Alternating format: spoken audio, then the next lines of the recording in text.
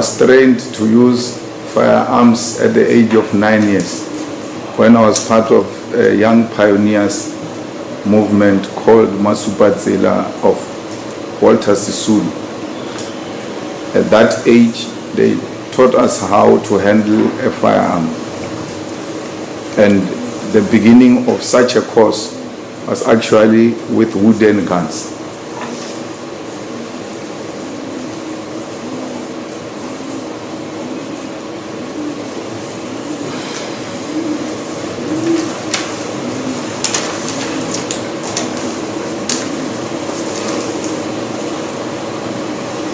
So are you confirming that some of your celebrations you actually do use wooden carved firearms? That was at an early age. We graduated to use the real stuff, and the real stuff in this sense, real firearms in the struggle against apartheid.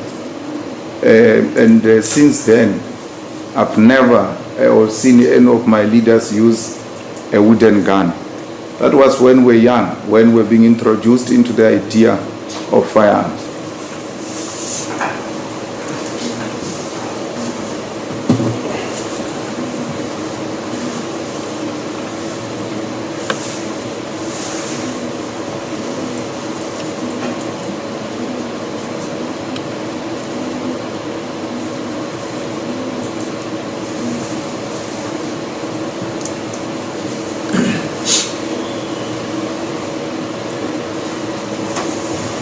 But since the inception of the EFF up to this date, when you had your 5th anniversary, you never demonstrated with a real firearm. Is that correct?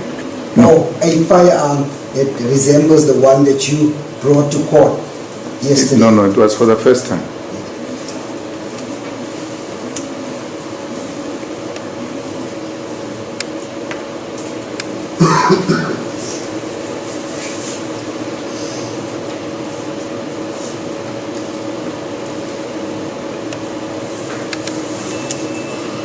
Why was this decision taken?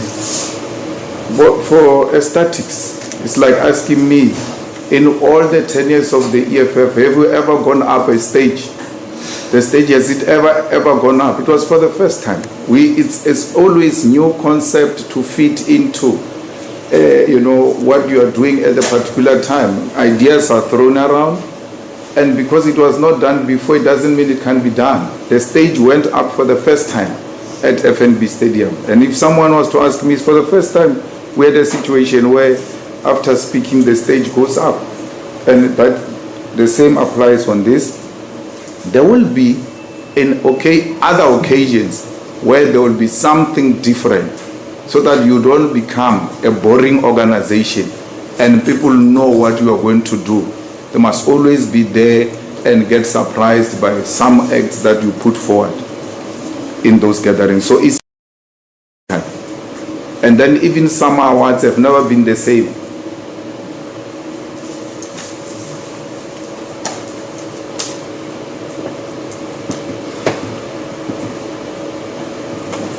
Who came up with this idea, Mr. Malema? We came up with it in the EFF. We work as a collective. So I wouldn't say so and so or so and so came up with the idea, but whatever happens at the stage of the EFF would have been a collective idea.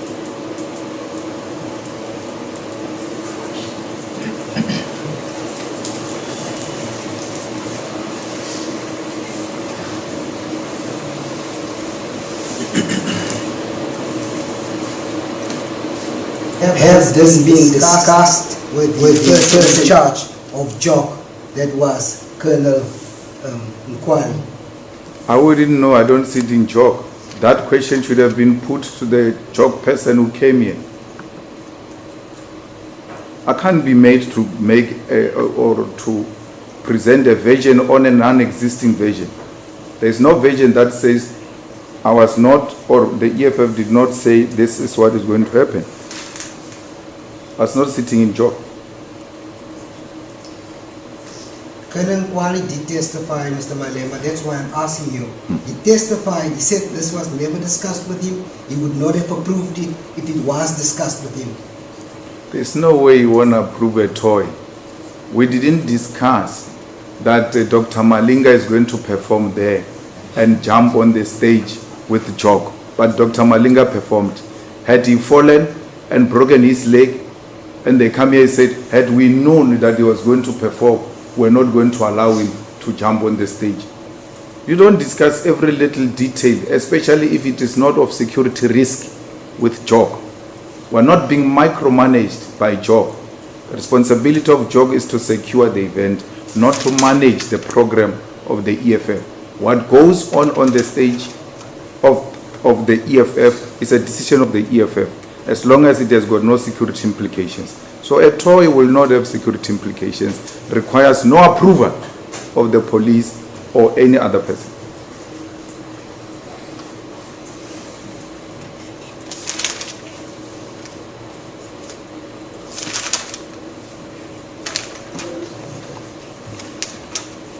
I'm just trying to find that part in my notes where you testified yesterday that the person in charge at Jock, every little thing that happens at the stadium needed to be passed by him or needed to be discussed with him. Yesterday, it was just yesterday, not long time ago. Your memory should be very fresh. I never said that. Just repeat, I didn't hear what you said. He said every little thing that happened on that stadium, the people, this person in charge of the stadium, which is Jock, the SABC member, every little thing that happens there, I just hear every little thing, responsible, the person in charge, they are responsible for every little thing that happens on that stadium. That was your answer yesterday, that's how I recall it. That's not what he said, Your Worship, at the beginning. The first thing he said, I said, every little thing passes through Jock. I never said that. I said, Jock is responsible for every little detail of what is happening in the stadium. That is in relation to security. My worship, I'm saying to you, there were dancers there. Some of them would have came with a sigubu. I will not have drums. I will not require Jock to know that. But Jock will know there's going to be artists, there's going to be entertainment. A program gets presented in a Jock meeting where it indicates the informal program, the formal program, and the entertainment after the program. As to what goes into the detail of that entertainment has got nothing to do with Jock. As to what goes into the detail of that formal program, who's going to speak, who's not going to speak, it has nothing to do with Jock. But they know at some point there will be a formal program, and after that there will be entertainment. And after entertainment, the most likelihood is that they will retreat into a VIP area. They don't know what beer is being supplied in the VIP area, but they know that there is refreshments in that VIP area. This little demonstration was discussed, Mr. Malema, with Jock. The likelihood is that we would not have been here, you would not have been coming to this court for 5 years. No, you brought me wrongly here, and you know that. Either you want to build your career with my name, using my name, and destroy my reputation, and destroying the future of my children and my wife. You know very well that you brought me here wrongly. Look at all the 19 statements that you have led before this court. No one can associate me with any wrongdoing. I cannot regret having done nothing wrong. I possessed a toy. It requires no license. It requires nobody's permission for me to use it at any time. Well, if that was a requirement, I would have complied with the law. Like the person you brought here of the job, who said this was the best team ever, the most disciplined and highly cooperative. Mr. Malema, may I request that we maintain the mutual respect we had for one another since the beginning of this trial up to now. What do you mean by that? Just a request that I'm having. What do you mean by that? You brought me here for 6 years for no issue. And that is not disrespectful. It's robust, but it's not disrespectful. I'm being honest. You have put this court in this predicament because you could have taken a decision when you took over the case. When the first prosecutor left, you could have taken over the case and made a decision on your own independently and objectively. You refused to do that. It was you in the argument of 174 who said, had you known the facts you know now about Larry Mabunda, you would have charged him. That on its own should have told you there is something wrong here. And as an objective prosecutor, declined to proceed with something that has got loopholes. I'm not being disrespectful, Your Worship. I'm being honest. And I'm telling my truth as I see it. In hindsight, this idea of having this particular demonstration at the particular stadium, Mr. Malema, what I'm trying to say to you is that if that was discussed with Job, it would have been easily resolved that this was indeed a toy firearm, as you claim that you used in the night in question. My brother, there was no need, because no license is required, no permission is required. You have not led any evidence that suggests there was a need for a permission to be acquired before you use a toy gun. Police officers in their different ranks, including some aspects who came here, they've made it very clear you require no license to use a toy.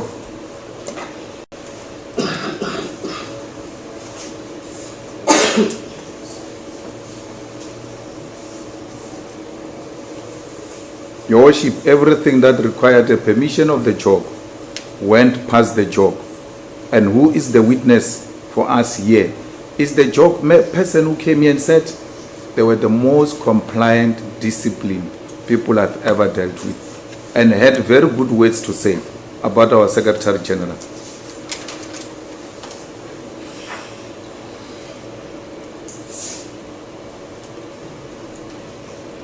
Thank you. You also testified regarding the bodyguards that have always been present. Is that correct? Yes.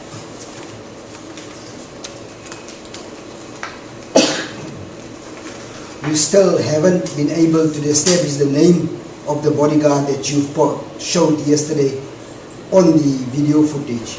You can ask me the name, I will give it to you with ease. Do you know it? Yes, Kari. Warrant Officer Kari. Khari. There were actually two. The other one is Chauge. I'm so busy with the KHI. Khari. Oh, okay. And the second one? Chauge. Chauge, C-H-A. I've got that. Okay. One. Thank you. You also said that if there was anything untoward, they would have acted on that stadium if that was indeed a real firearm. Is that correct? Absolutely, and my witness is, I don't know what you call him, Colonel Swart Boy, who said in his evidence in chief here that had something happened wrongly in front of those people, they had a duty to take an action against him. I'm paraphrasing, I'm not quoting him verbatim.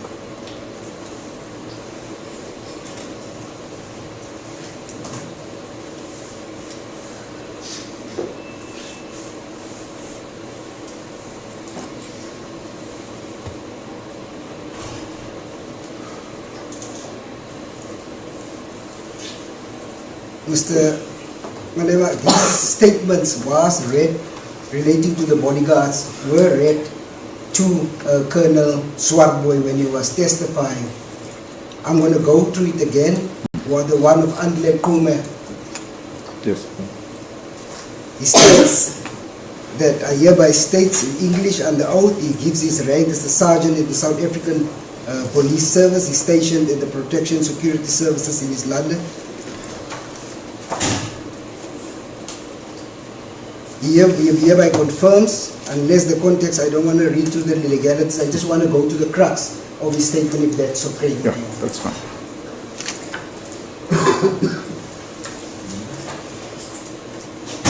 It's A65.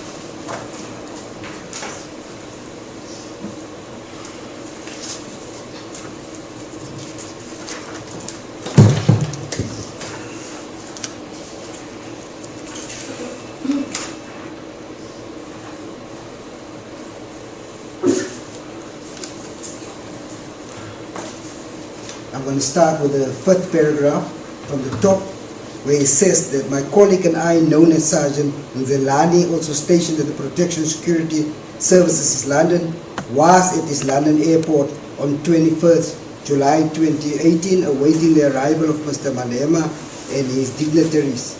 3 colleagues from the National Protection Security Officers, known as Collins, Chauke, and Terry, joined us at his London airport on the mentioned date. On 28 July 2018, I was the leading vehicle alone, with Collins driving Mr. Malema, Julius Malema, and Sergeant Zelani and Kari as the backup vehicle. We departed from the Julius Malema accommodation to the Sisa Dukashe Stadium, Mdantsane, London, and stated in the above formation. On our arrival at the stadium, myself and Sergeant Zelani were not allowed into the designated stage area and remained outside. During the evening late, we were allowed inside the designated area where the detailed vehicles was parked. At no stage did I witness any shooting or enter the stage area. He said, I'm issued with a Glock 9mm. I don't think the remainder of that paragraph is relevant to whatever, but he says that at no stage did he enter that area or the stadium. We'll have to read it again. I mean, you are the one who's reading it. He says, were later allowed into the designated, and then you say, after reading that, you say, he says, at no stage was he ever allowed. He says, were later allowed into the designated area, and I've not seen anything wrong. Where the vehicles was parked. He didn't say on the stage, he says where the vehicles was parked. Your Worship, were not allowed in the designated area, later were allowed into the designated area. So where were the cars parked all along? Where? Because the story is that once they drop you off, you go around the stage. Both the driver of the main car and the backup car will now take the cars right behind the stage.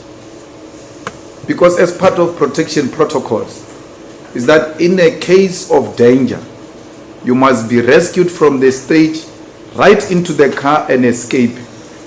Or you're going to be rescued into the car when you still have to run to the parking and there is some bus which has blocked your car. Always the VIP cars are parked in a manner that, in a way, without saying, they're preparing escape. That's why when they arrive, they might be facing the direction opposite the gate, but they will have to turn them around to face the gate, because when the need for the escape comes, there will not be time to turn the cars around. They must always be in a state of readiness for escape.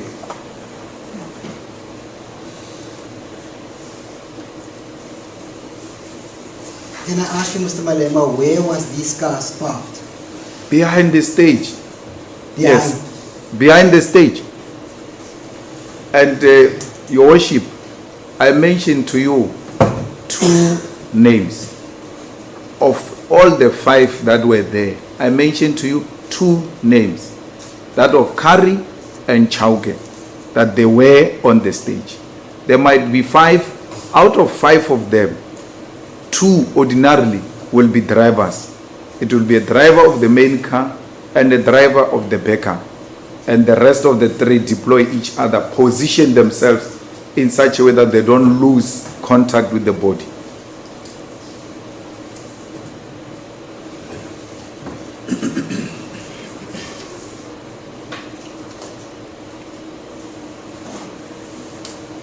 So 3 with the body, 2 drivers. Yes.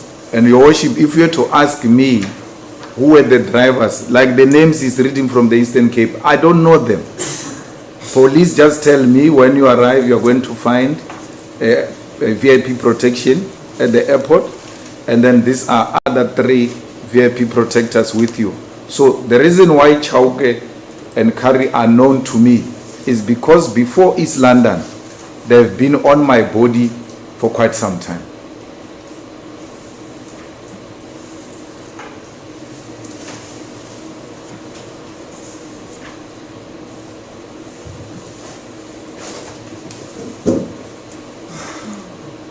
I don't have to know them. They are subs.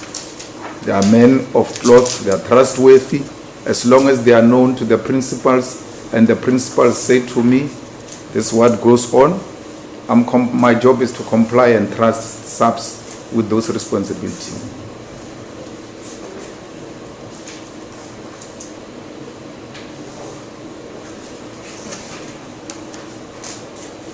If this person was in the area where he says he was, cars parked, as you stated, behind the stadium, he could he have witnessed, I'm asking you, could he have witnessed what transpired if the shots were fired on the stage, if he was where he said he was? A policeman has got ears of a dog.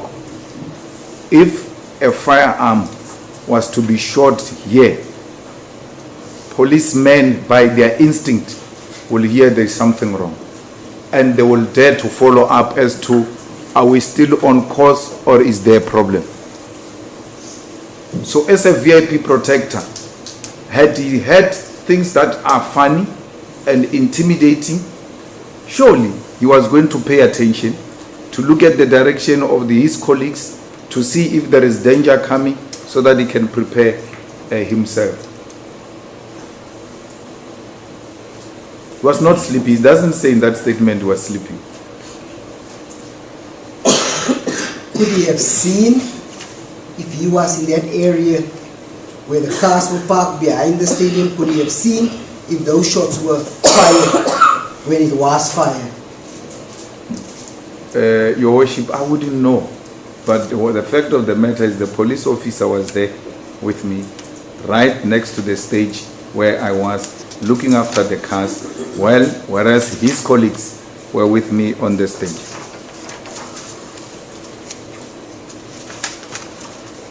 He says he didn't see anything. I can't be bothered by police. I have to deliver a 2-hour speech at that time. That's what goes through my head. My security, who does what, it is their duty. They get paid for that. I get paid for giving a speech. Let's all do our jobs. It's not my job to look at where police are and what they are doing. They will give a report if something goes wrong with that body, which they are assigned to look after. So you now want to make me a supervisor of police. I must now look after them instead of them looking after me. It's not my duty.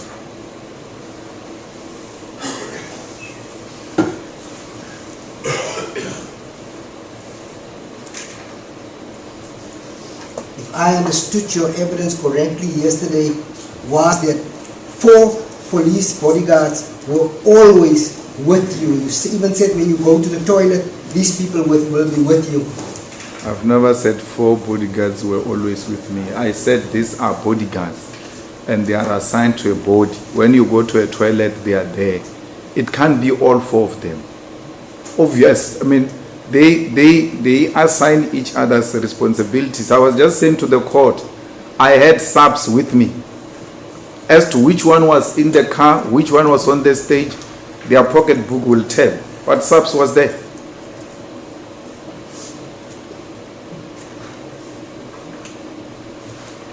And it is not in dispute, Your Worship, that I had police with me.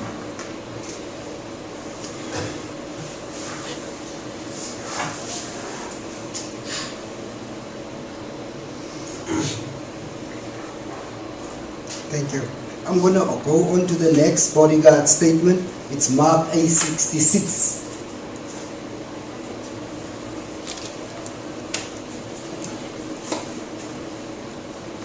The introductory paragraphs is not that important. I hope you don't mind if I go straight to the crux of the actual statement.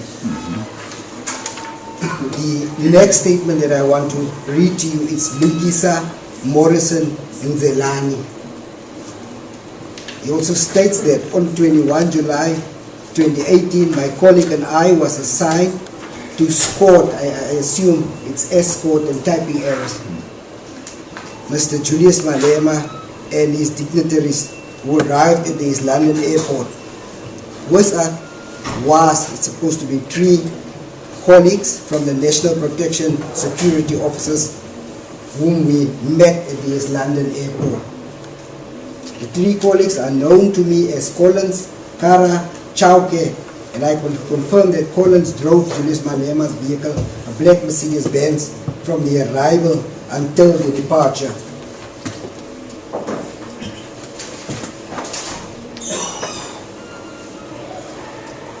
On the 28th of July 2018, I can confirm that Collins from the National Protection Security Service drove Mr. Malema's vehicle.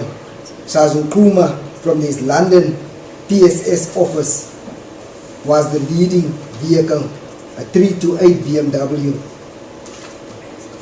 It's type LAC, L-A-C-K, but I assume it's supposed to be black vehicle. And that was just a typing, and he was alone. I was in the backup vehicle, a Ford Ranger, white in color, with Kara from the National PSS office. We departed from the accommodation site to the Sisa Dukashe Stadium, Mdantsane, London, in the above formation.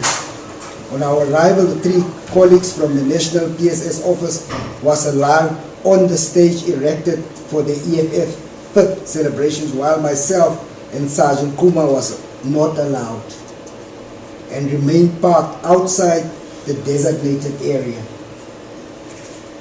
I can confirm that during the evening of 28th of July 2018, my colleague and I was allowed into the designated area by the tents to get food. Later, we were allowed to enter the parking area to align the vehicle for the escort, to be escorted out.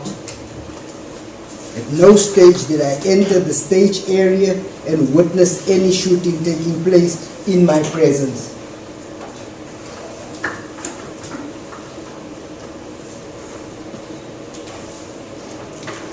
I only became aware of the alleged shooting taking place via the national news and social media. They also state that it was the type of firearm number 10, the firearms that they had on their possession. So I don't really want to focus on the last paragraph. It's just basically saying what they had, what they were carrying during that.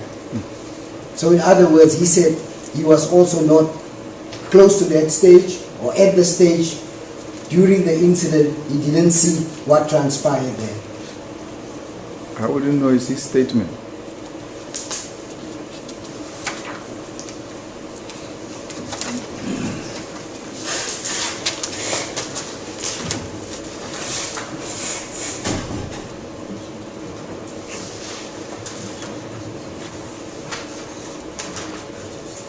I want to move to the next bodyguard statement, Mr. Peter Piha Edwin Kage. It's A67.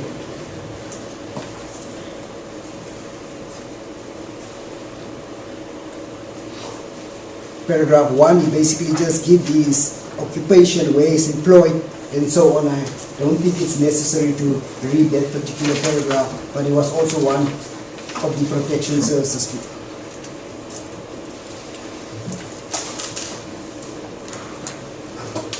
I'm going to start with his affidavit that he made, paragraph 2. The purpose of this affidavit is to provide the investigating officer with my version of events that took place during the EFF. But I just want to make sure my colleagues did get the actual statement. So sorry, I apologize. Please remember when you read, I'm still writing. Yes, I want to apologize for that. If all the statements that were confirmed and the cross-examined on the swart way.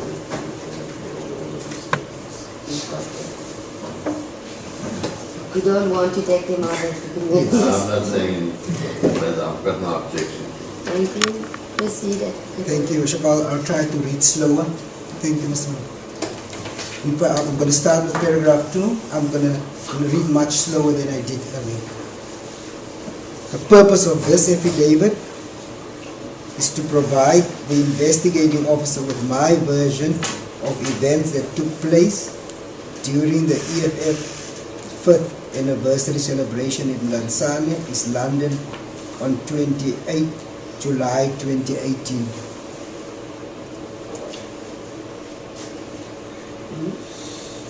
This affidavit does not traverse each and every detail of the event, but rather addresses the incident regarding the alleged discharging of a firearm by the political party leader, Commander-in-Chief, Mr. Julius Malema, who was at the time the subject of my duties as a VIP protector.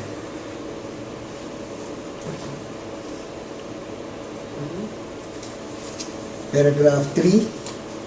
During the alleged incident referred to in paragraph 2 above, I was on the stage with my back turned to the crowd.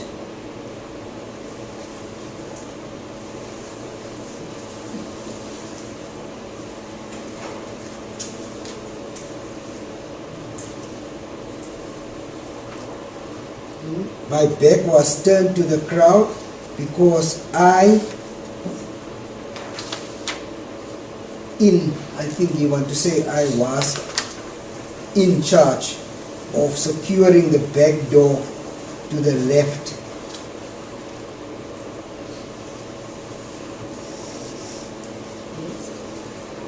I was covering the left side entrance from the back that lead to the front of the stage.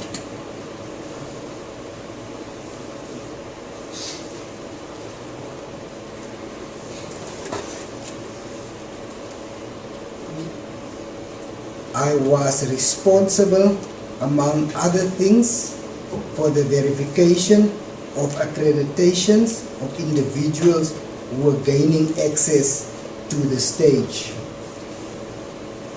Bishop, may I make a suggestion that we hand the worship a copy? These are long statements. It's not in dispute. I can hand them to your worship rather than writing, because the questions are becoming 5 or 10 minutes, it's difficult to answer.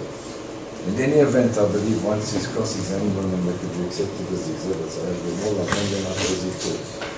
My one has a bit of underlining, but he has 65, 66, and there's on 67. We have spare copies.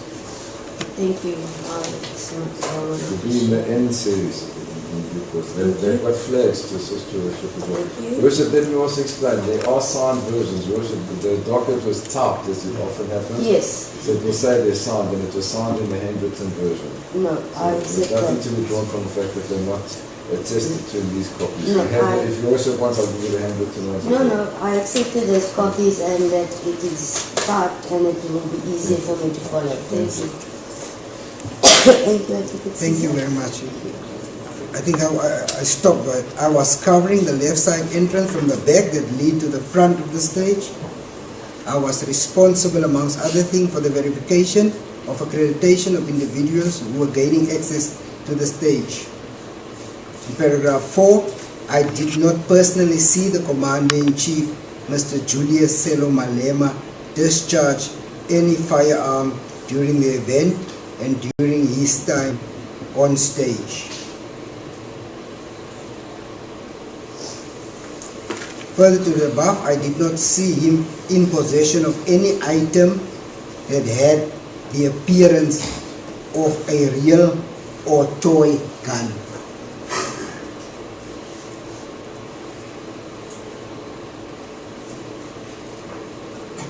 Paragraph 5. During the time the Commander-in-Chief was on the stage, there was a substantial noise resulting from the fireworks which were ignited at the time he was on stage. As a result thereof, I cannot state, deny or confirm that I heard the sound of gunshots.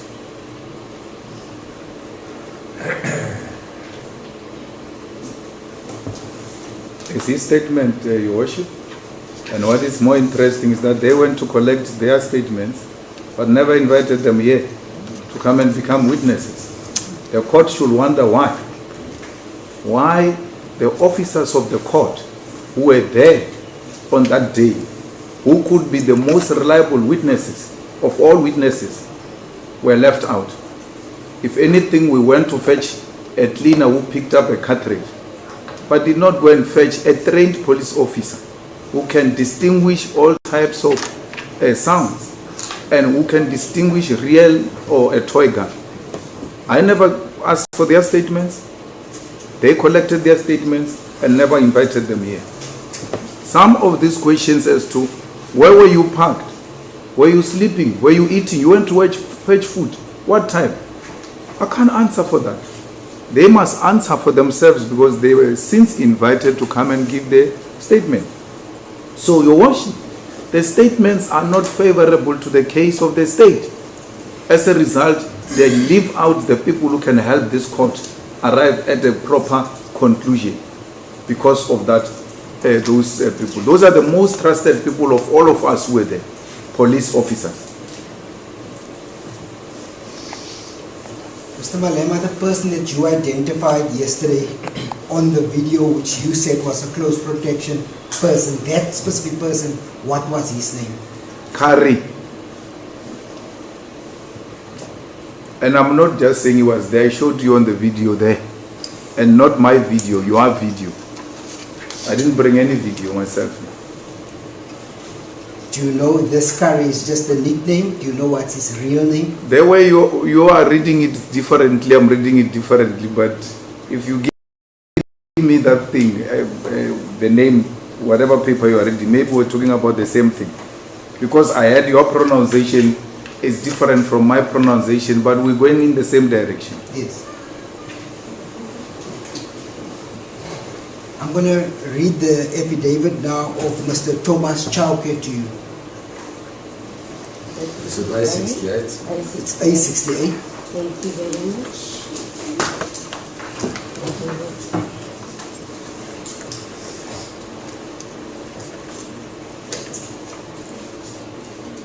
Thank you. I'm going to start at paragraph 2 because paragraph 1 is basically just where he's employed and the formalities in making an affidavit of this nature. Sure. Paragraph 2 states the purpose of this affidavit is to provide the investigating officer with my version of events that took place during the EFF's 5th anniversary celebration at Mdantsane, East London on the 28th July 2018. This affidavit does not transverse each and every detail of the event, but rather addresses the incident regarding the alleged discharging of a firearm by a political party leader, Commander-in-Chief, Mr. Julius Malema, who was at the time the subject of my duties as a VIP protector. Paragraph 3. During the alleged incident referred to in paragraph 2 above, I was on the stage with my back turned to the crowd. My back was turned to the crowd because I was in charge of securing the back door to the right.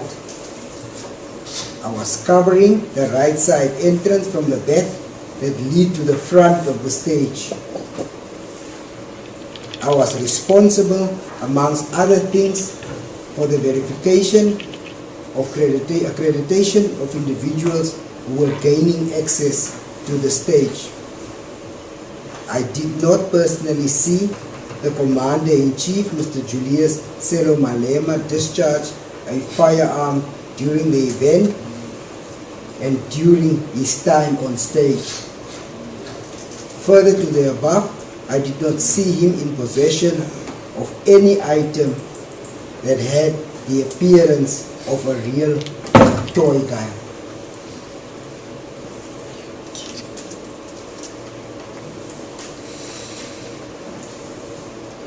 Paragraph 5. During the time the Commander-in-Chief was on the stage, there was a substantial noise resulting from the fireworks which were ignited at the time he was on stage. As a result thereof, I cannot state, deny or confirm that I heard the sounds of gunshots.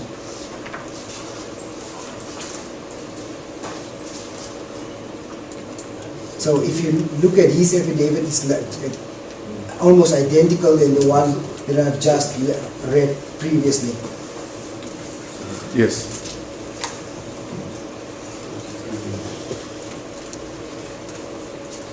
And we're in no position, Your Worship, to ask them if they were assisted by the investigating officer or whoever to compile those statements, because they were never called in. But I wish the Worship to note something. In the VIP protection,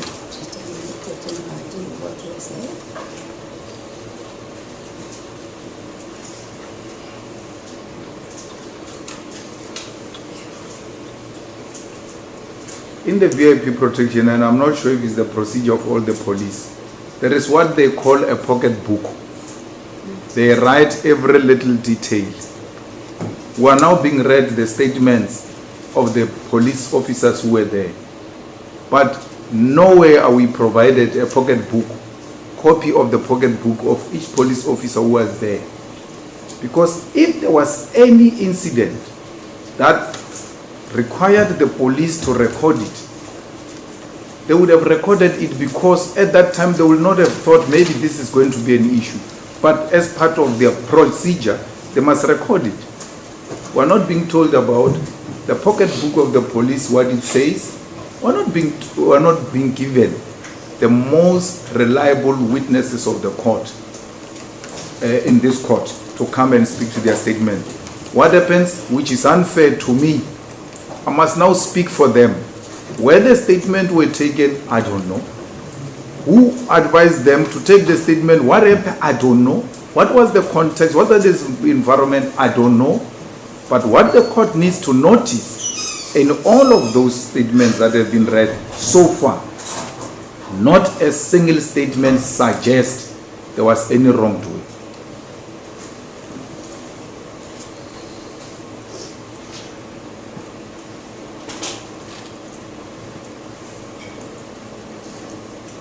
Mr. Malema, it's common cause that this event did take place. It's common cause between the state and the defense that shots were fired. Whether the only issue here is whether it was a toy firearm or a real gun. So the reason why I'm reading this, I'm still going to get to that part, if you would allow me. No problem.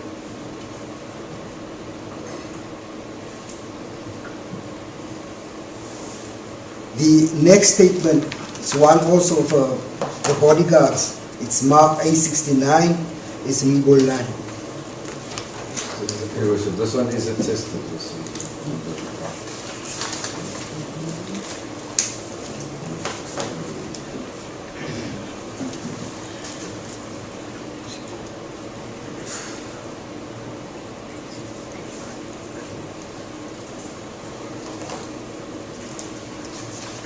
Mbulaheni Colin Nengovela.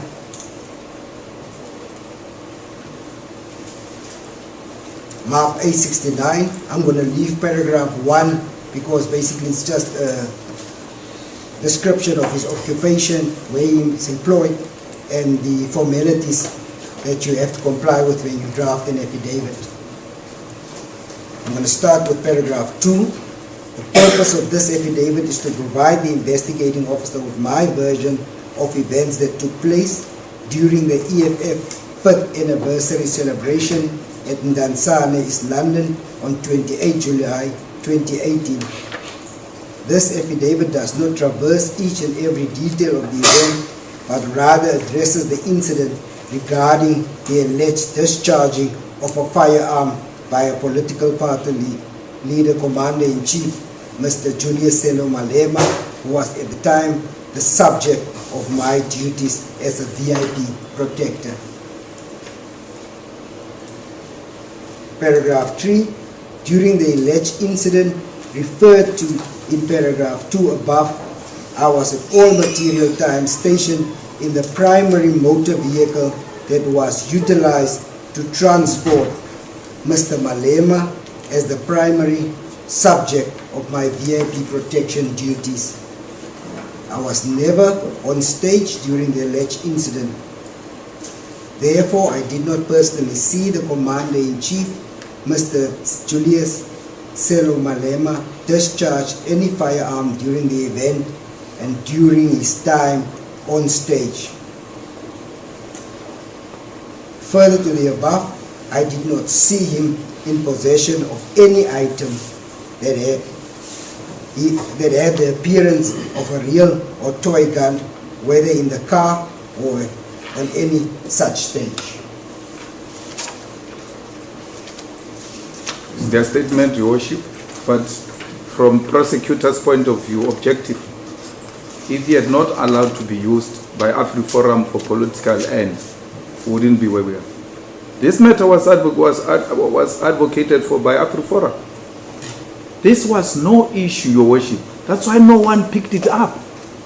There was no issue at all. When they saw something that they can use to politically discredit me, they pressured the NPA to prosecute even where there is no issue. I'm now being made to answer a statement which does not implicate me, because I have to be implicated for me to answer. What am I answering now? This person says, I've not seen Mr. Malema do the things that you are saying he has done. And then I'm brought before this court to come and answer someone who says, I did not see me doing anything unlawful. It's unfair. This court must never be abused for political means. Crime is crime, it must be punishable. But where there is no prima facie of such, we should not even try to canvass those grounds. As a public protector, a public prosecutor, he's my prosecutor as well. I'm part of the state. He has a duty to say, there's nothing against this guy. I'm not going to prosecute, and allow the AfriForum to prosecute me privately if they so wish. But they must not use the limited resources of the NPA to bring a non-existing issue here. 5 officers of the court on site, not a single one of them says, I've seen Mr. Malema engaged in unlawful activities. And what makes me happy is that in 174, Your Worship was reluctant to canvass these grounds because they were brought to you at a later stage, not much earlier, of the SABC VIP being there and their statement. I'm happy now, finally, they are now being presented here as in cross-examination, because this truth I would have told the worship even if they had not brought them forward, that there were police with me on the stage. And how do I commit crime in the presence of the police and I don't get arrested immediately? I'm not a leader of a ruling party. Neither am I a favorite of a ruling party. There is no favor I can do for them for not arresting me. Nothing. So why didn't they arrest me there and there if I did anything wrong? Mr. Malema, just for the record, you were in court when Colonel Nkwali testified, and he said that he was the complainant who opened this docket against you. He was told to open the case against me. He didn't open a case out of his own volition. He was told. Your worship is in the, even in your judgment is there. He was told everything went well. That's my guy. Everything went well according to him. And then the next thing, boom, go and open a case. And I'm an officer of the law. I work under commanders. When I'm told to do something, I do it so that we can get to the bottom of this. He never, on his own, opened a case. He never, on his own. That is another police officer, by the way, who was responsible for job. He never said from his mouth, I saw Mr. Malema doing something wrong. Never said that. If anything, I was relaxed and told to go and open a case. What can I do? I'm just a mere police officer. I will never hate him for that. I will never take anything personal against him for that. The man never wanted to open any case against me. He was told to do so. Mr. Malema, if you could allow me to ask you the questions and then you answer that particular question. It will make our time here much shorter. The police said they've never seen you having or bringing that toy firearm or being in possession of that toy firearm or a real firearm on the stage on the night in question. You confirm that from the statements you've heard. Yeah, I've heard that, and I'm saying I brought a toy gun, and none of those statements says I did not bring or I brought a toy gun. So I'm the one who can tell you. That is the only version that stands here. Who brought the toy firearm to this event? It will be the EFF Secretary General's office, because they are the ones who organize the event. The toy firearm that you showed yesterday, to whom does it belong to? It belongs to the EFF.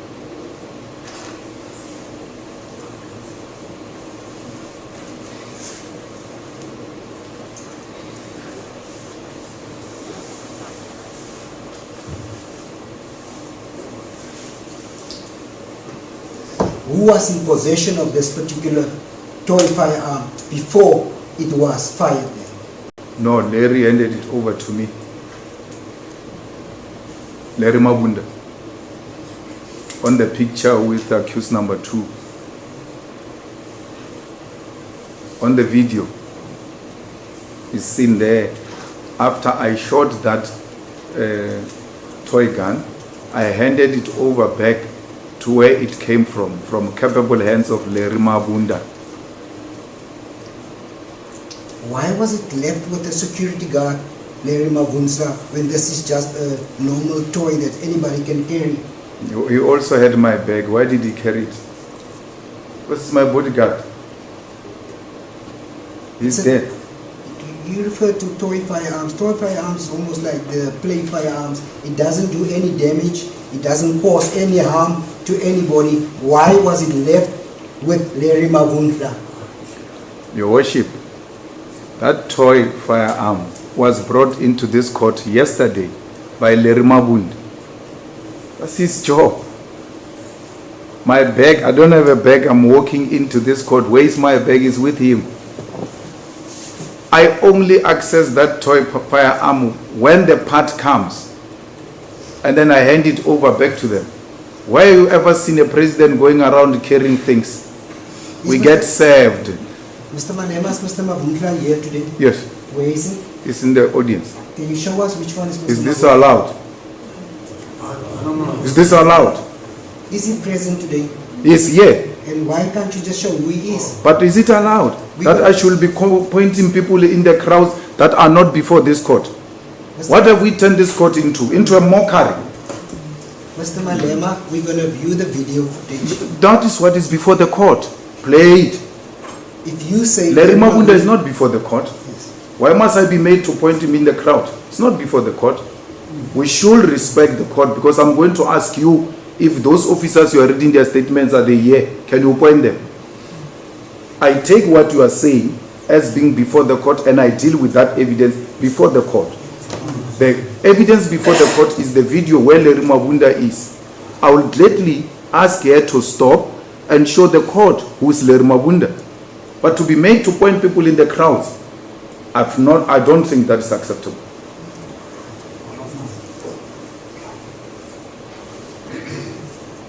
You identified Mr. Mabunda on that video footage yesterday, is that correct? Yes.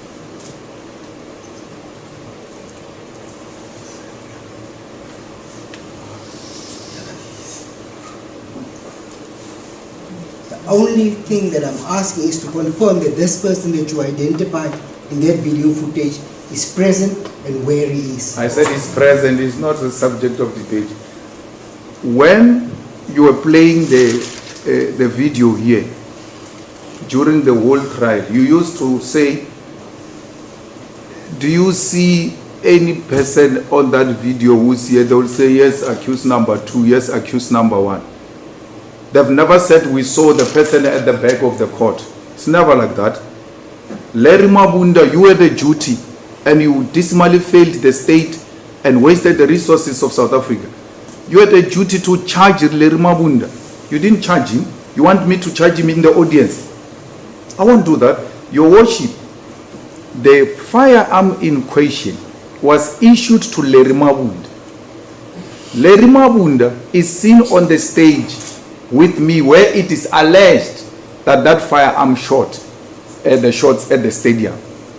Where is the first place to go to? is to go to a person who, in his name, the firearm has been issued. And what makes matters worse is that the person in question is there in the video, which makes him even more suspect. They don't do that. They leave him out, and then they come here to say to me, I must point him in the crowd. It's not my job to point people at the crowd. It's my job to point at the evidence presented before you to confirm or deny it. You also testified yesterday that Colonel Swartboy never came to ask you for your own firearm, because that firearm, the 9mm, we see there could have been your own firearm. Yes.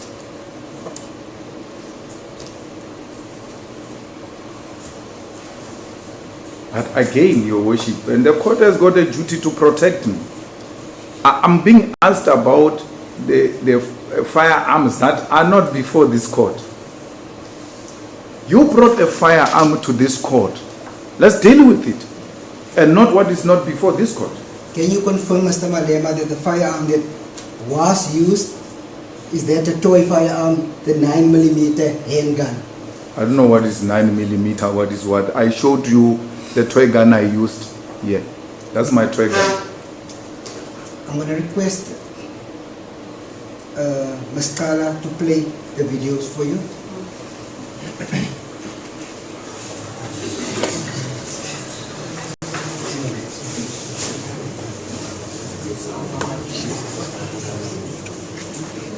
If you can play all three, and then we'll go back again. Just a minute, Caesar. The gallery, I can't hear what is being said in front if you are mumbling amongst yourself. There's a lot of you, it makes it difficult to hear. Sound travels in my direction. Please.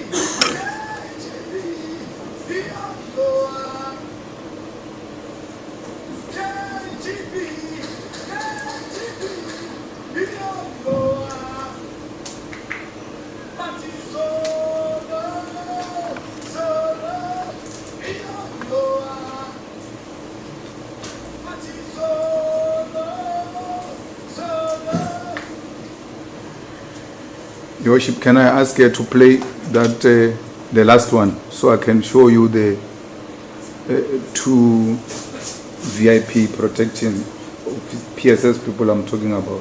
We want to get there, Mr. Malema. Oh. Can you play the video that you just requested? Can you please wait? We're going to question you. We're going to ask The questions. video, what that we are going to watch. No, the one that he just wanted to see? Okay. Yes. But can you please wait until we question you about that?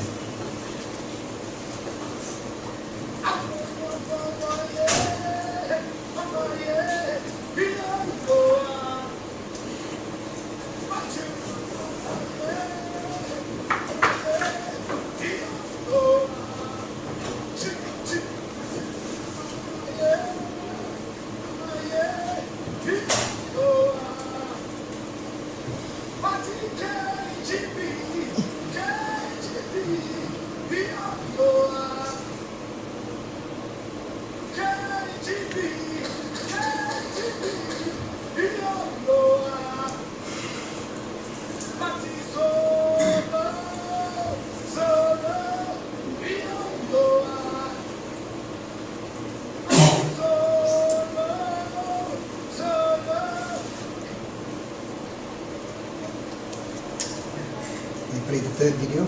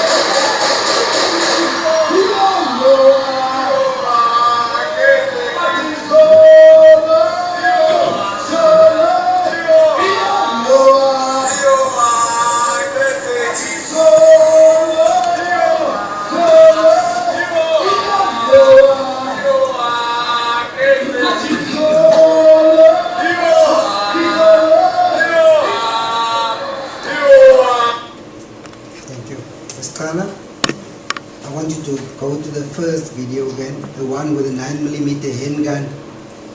Can you stop where the shots are fired with the 9mm?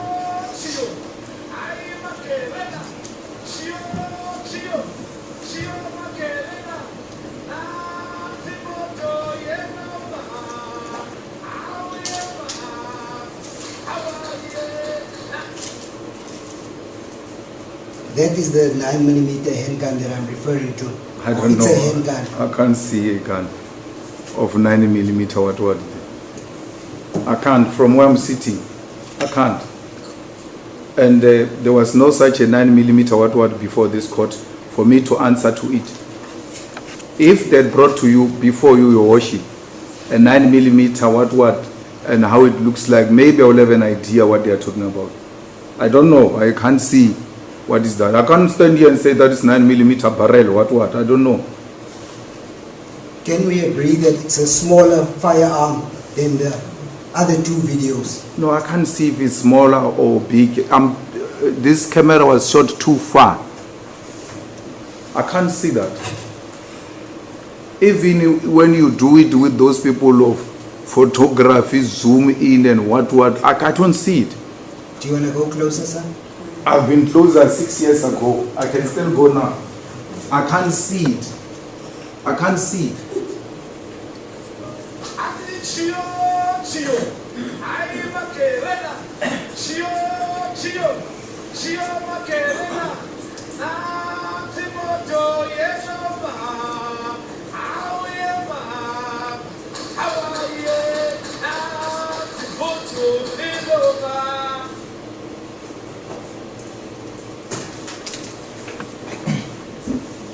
Your worship, it was going to be helpful if you brought something here so that I can answer what I see and what I see there. I can't. I'm being made to answer for something I don't know what this is for.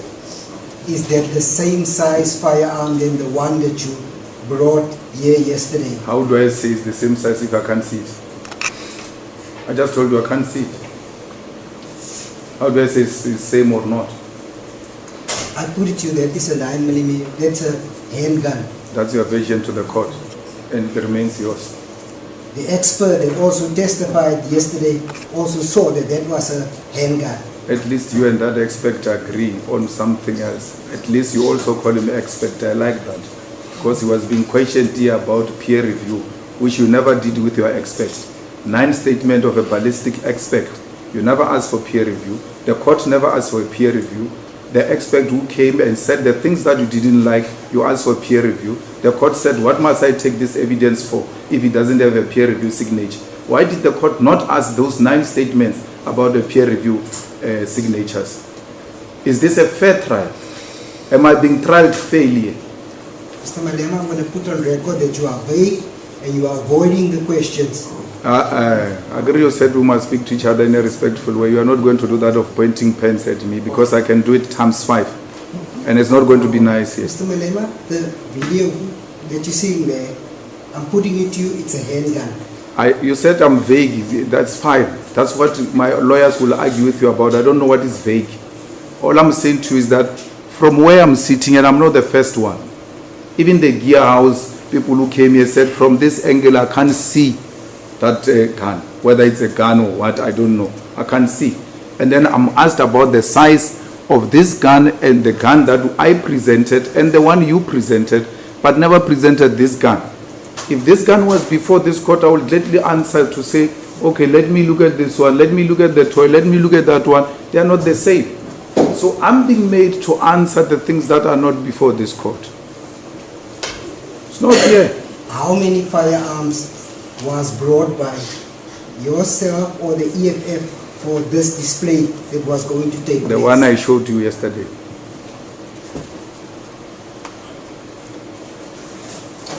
Which looks exactly the same as the one you brought. That's what is before this court. You are unable to tell that the one that we're seeing on this video is the same one which you uses on the other two videos. I can't. I don't see it. It could as well be. I can't. I'm sorry. If that is being vague, let it be. Let me fall on my sword.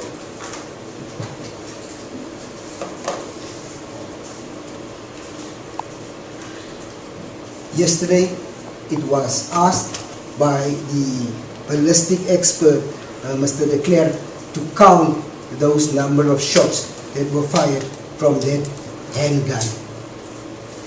Which one is the handgun now? This one? This one that we're seeing in this video. Oh. It was not asked, and I don't know why the court is not intervening there, because it was not asked on this gun. It was asked on a rifle, not on this. He was specifically asked to count the number of shots. You could hear whether it has been fired in this specific video.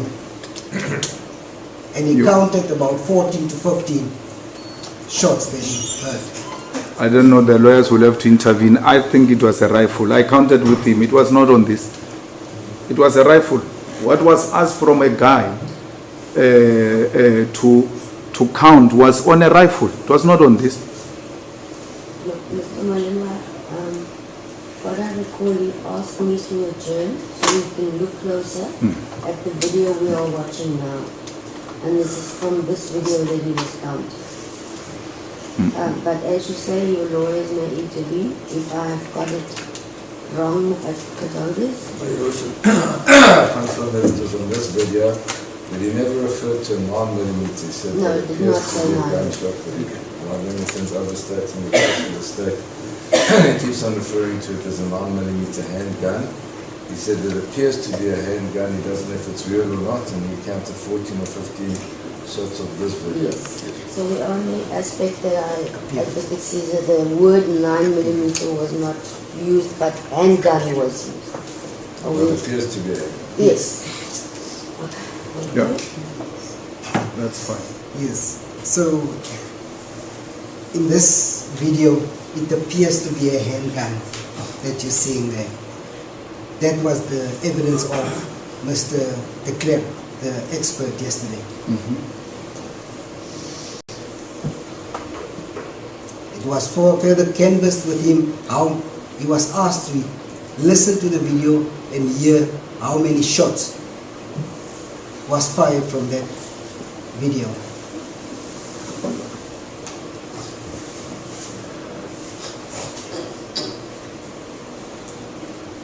Are you still following?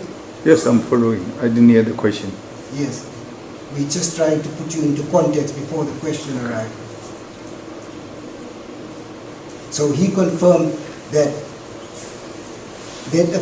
usually you really need to use the word every time appeared to be a handgun, appeared to be a handgun every time. Because he was not sure himself. That's why he says it appears to be. It has to be like that repeatedly so that we don't get confused that there was some concession at some point that it is what you say it is. It appears to be, to him. You've asked, he's actually posed the question to the court, Mr. Malema, Oh. so I'll answer him Okay. after hearing from counsel and from counsel. To me, I've noted, and it's common cause the evidence refers to what appears to be. The whole case is what appears to be. So do you wish that the word appears to be repeated, or can I take note that it is being said right through the trial, not only pertaining to the handgun, but even the rifle appears to be? I think it's more accurate to say what it appears to be, because it hasn't been established that there's any firearm in this state by anybody.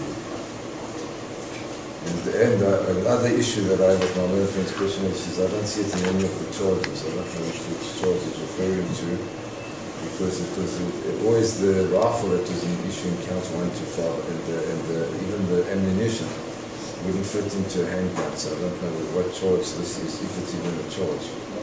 We'll hear from the state where he's leading with this. Do you have any input, Advocate Audience? Advocate Matthews? No. None? No.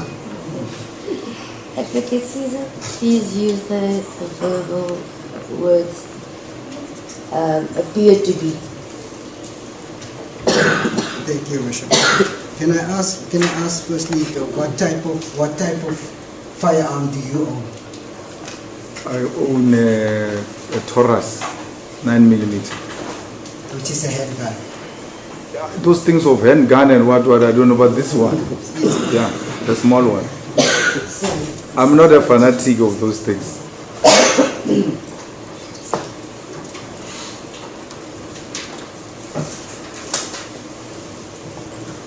That is indeed a handgun, Mr. Malema. Okay, a handgun, yes.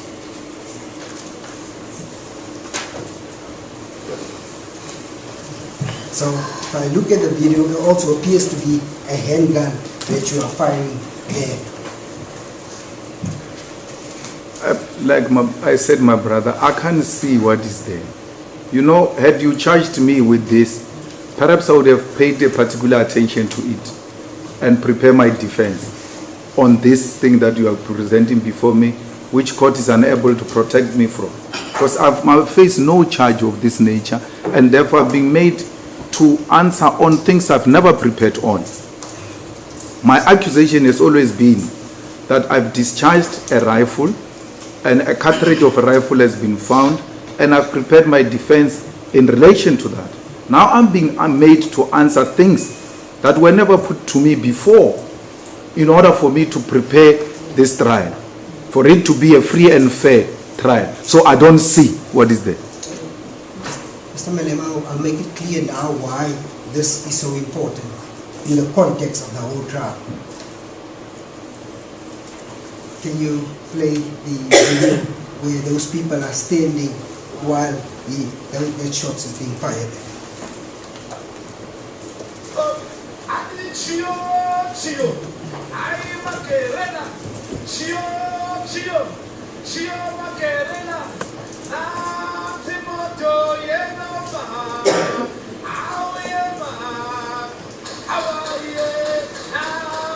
Can you stop?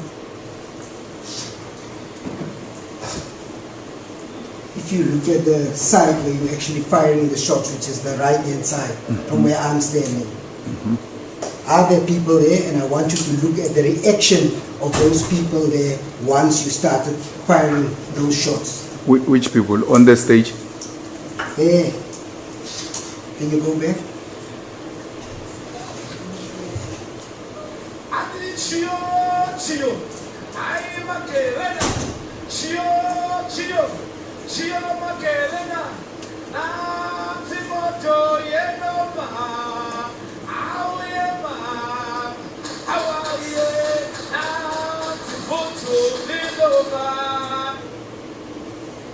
Do you understand now why this is so relevant? Because in your evidence yesterday you said once you fire shots, where you coming from, people don't ask questions, they don't look who fired the shots, they just duck or they fall down. In this instance, we see people actually running away when you are firing those shots. Can I take issue with that? I don't see anybody running. You must show me where you see somebody running. That's incorrect. But your worship, can I also come and point at the worship on the thing here? I must just first answer to the objection, and then we'll continue. rephrase running or indicate the running activities. They are moving away, Your Moving Worship, away. yes, and moving quick. Your Worship, that's inaccurate. You don't see anybody moving or moving quick. You see people on the stage, remaining on the stage, people in front of the stage, remaining in front of the stage. Advocate Otis, you are saying what you are seeing, Yes. so you're asking me to accept what you are seeing. Yes, no, if it's an inaccurate illustration of what he sees, that it doesn't call for an answer, he must ask, do you see people running, is the first question. Not that he sees people running, because I don't see people running. Definitely not. I'll decide, but the view of the state, and you will obviously not be say. You may play it again and indicate where. I believe yesterday it was said the video cannot be slowed down. Is that right? Yes, that's correct, Your Worship. So that's one of the reasons why I asked that earlier, Your Worship, that video must be viewed thoroughly first by counsel and accused number 1 and number 2 to look at these issues that I'm going to raise now. Worship, that's a lie to the court, and I have to make it very clear. He never asked me to see the video once, and he never said thoroughly. He's now making up a story to explain what he sees in the video, which is incorrect. And in any event, this should unfold in court. It doesn't serve any purpose to do it in some quiet room where nobody's watching. It must be open and transparent, and we're doing that exactly now. He never asked me to watch the video this morning, Worship, and he made that clear even in his address to the court. And he never said that. He said, to prepare them to answer the questions, I want to give them 13 minutes to look at the video, quote unquote. And not the counsel. I need the accused 1 and 2 for the record, Your Worship. By him, you're referring to counsel for the state. The prosecutor. Thank you, Advocate Otis. We'll watch once more. Then I'm going to adjourn for the tea adjournment. We'll come back having all clear minds. Thank you. Let us have a look again. Yes. Then during the, oh no, you can't ask. Your client wanted to comment or ask something. I didn't entertain because I don't know what you're going to say or ask, and you're not in my hands at this stage. Okay? He said what I wanted to say. Sorry? My counsel said what You I said wanted what to you say. wanted. Yes. All right, then it's fine. All right, that's it. Can you play that video again?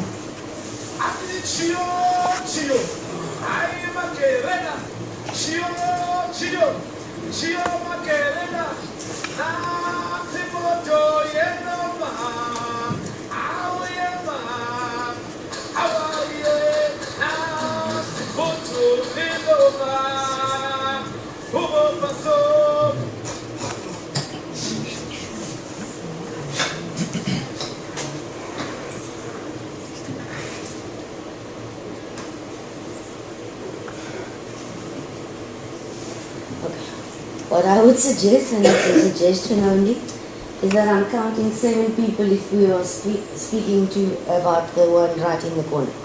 Yes, yes. So we can count the people in the beginning and count the people at the end. It's my solution. Whether you want to follow that will be up to the state. I can't dictate what the state wants to or how you want to present your evidence. That's correct. Okay, it's 15 minutes. Your Worship, can I speak before you adjourn? Because then, after what you said, I have to come in so that when we go to the break, we're all in the same understanding. Mr. Malema, keep in mind that it's not supposed to be in this fashion. You are in the hands of the state. Advocate Otis cannot protect you if you say something which you should not be placing on record, although you may feel you want to. So I can't say yes, please go ahead, or no, don't. Through him, please, I want to say this. Because now we're being... I don't know. Now we're So I can't split. talk to him because he's Yes. across there. Let him have Yes, his I know what Yeah. under process Advocate Yes. Otis, but I also need to prevent him from saying anything that you don't want to be said. No, not at all. His feet is Well, Your Worship, we're now splitting hairs. Can I come and point at you? Because you have counted people. Can I also come and point at you? What is my observation there? We're going to count when we adjourn and come back to giving, and if the state wants to count. Otherwise, I'm not going to write down how many I'm counting because I'm not a witness. I'm just making a simple point that if you look at the people he says they are running away, because they are scared, which is something I want to point No. here. You did not say because they are scared. No, because I'm firing a shot, the people are running away.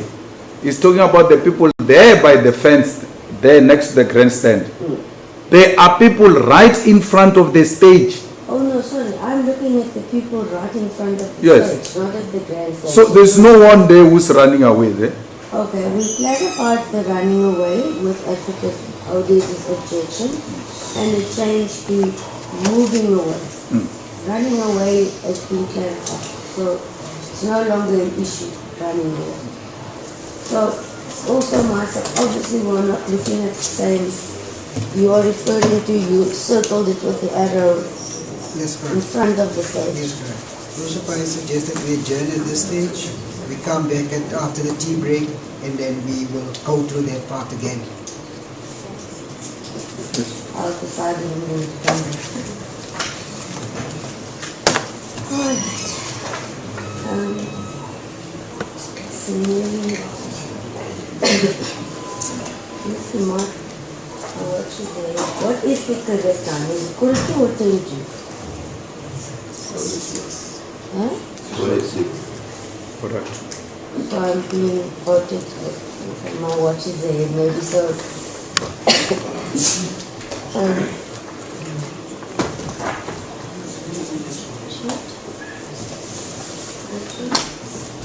I'll enter to give everyone, because you'll be looking at stuff and water break, etc. Let us say 20 minutes then at 11:05. That's suitable. Go for the chair.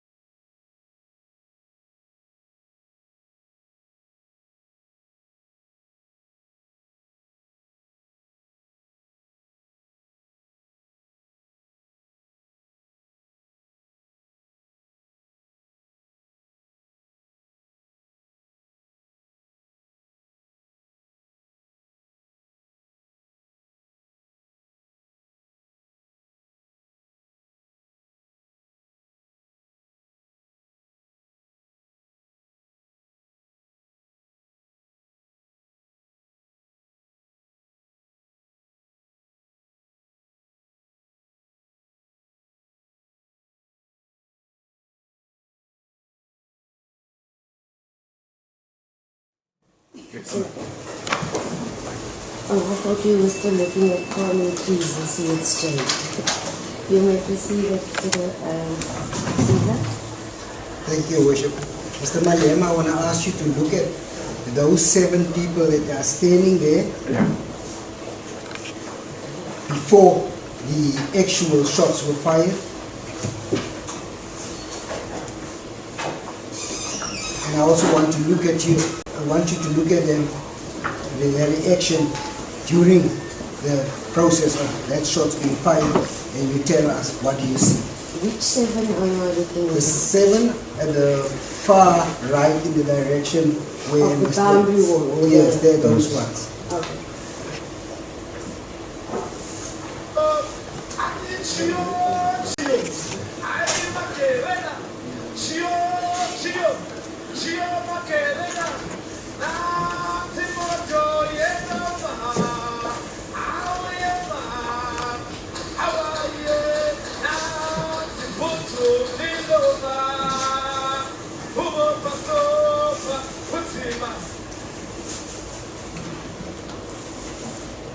Did you observe that? Yes. Can you tell us what did you see? Nothing. I see the crowds that are gathered in front of the stage. And of course, they are not seated. There's up and downs. People do as they want to in a stadium like that. Because your worship, logically, and that's what should come to our mind, all of us. Why would shots being fired, the people who are right in front of the shots being fired don't run away?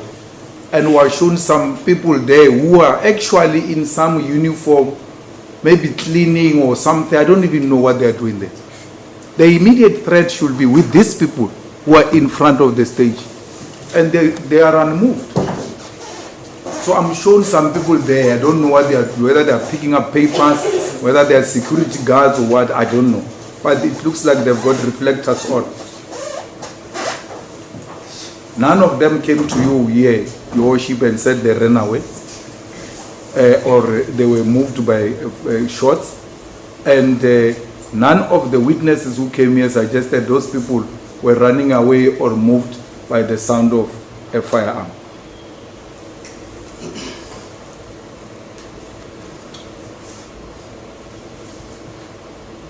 Carla, would you be able to point with your mouse there? So I just want to make sure that we are on the same page when you play that video.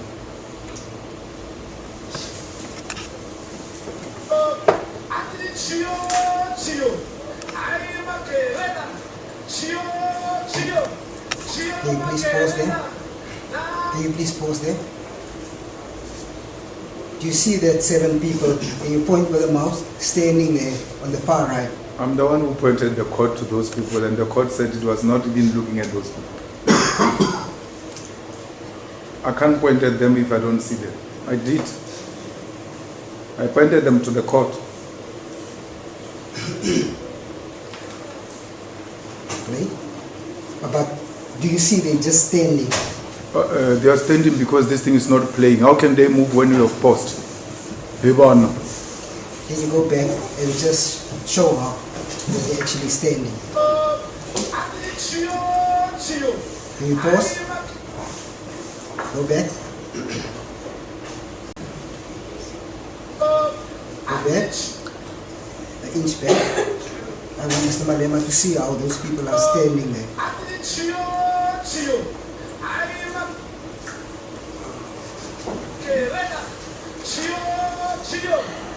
Do you see them just standing? I see them. They are not standing. There's movement amongst themselves. It might not be as visible as you want to us to make that observation. They are not standing. These people, when you look at them, your worship, as they are now, when they've paused them, they are together as a group, isolated. Obviously, they are busy with something else other than what we are doing here. That's why they are not with this crowd. They are there, doing their own thing. Do you want to come to the bigger screen to look at it? I see them very well. It can't change. My vision can't change. Those people are a group of people who are moving around. As to what they are doing, I don't know. But they don't look like they are part of the crowds. That's why it is not, doesn't come as a shock when they move around and do whatever they want to do. But at least we're all like in agreement that no one is running away. I want to put it to you that they are just standing still. Nobody's moving before you fired that shot. They are standing still because you pressed pause. Can we play? Can you stop? We've unpaused it now for you. It's paused. What do you mean we have unpaused it? It's paused. Can you play? Can you see it's unpaused? No, those people have got an activity, my brother. Whether you like it or not, they've got, look at how they were now. They are pulling away from each other like this. They are engaged in an activity. They are not part of this. They've got their own activity. The bottom line is, Mr. Malema, they are remaining on the same spot before you fired the shots. You've got my vision. Can we confirm that? I'm not confirming that.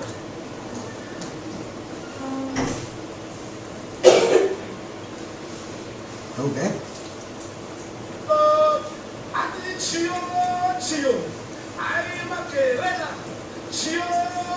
I want you to look at their reaction once you fired the shots.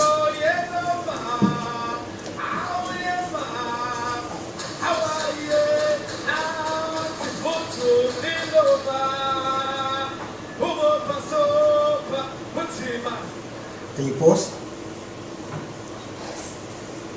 What did you see when you started firing the shots on the video? Nothing. I'm saying to you, and you can take whatever decision you want to take. You're showing me some people in some corner. A shot is being fired from a stage. Do you see anyone running away from the stage? Where the shot is being fired from?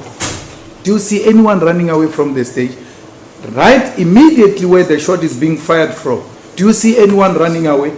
I'm showing some people who are engaged in some activity on the sideline of the event, and I must be answerable for them. I don't see anything. I see people on the stage, I see people in front of the stage. None of them act in a terrified manner. None of them ran away. The stage is still intact. Are we looking at the same video, Mr. Malema? We're looking at the same video here.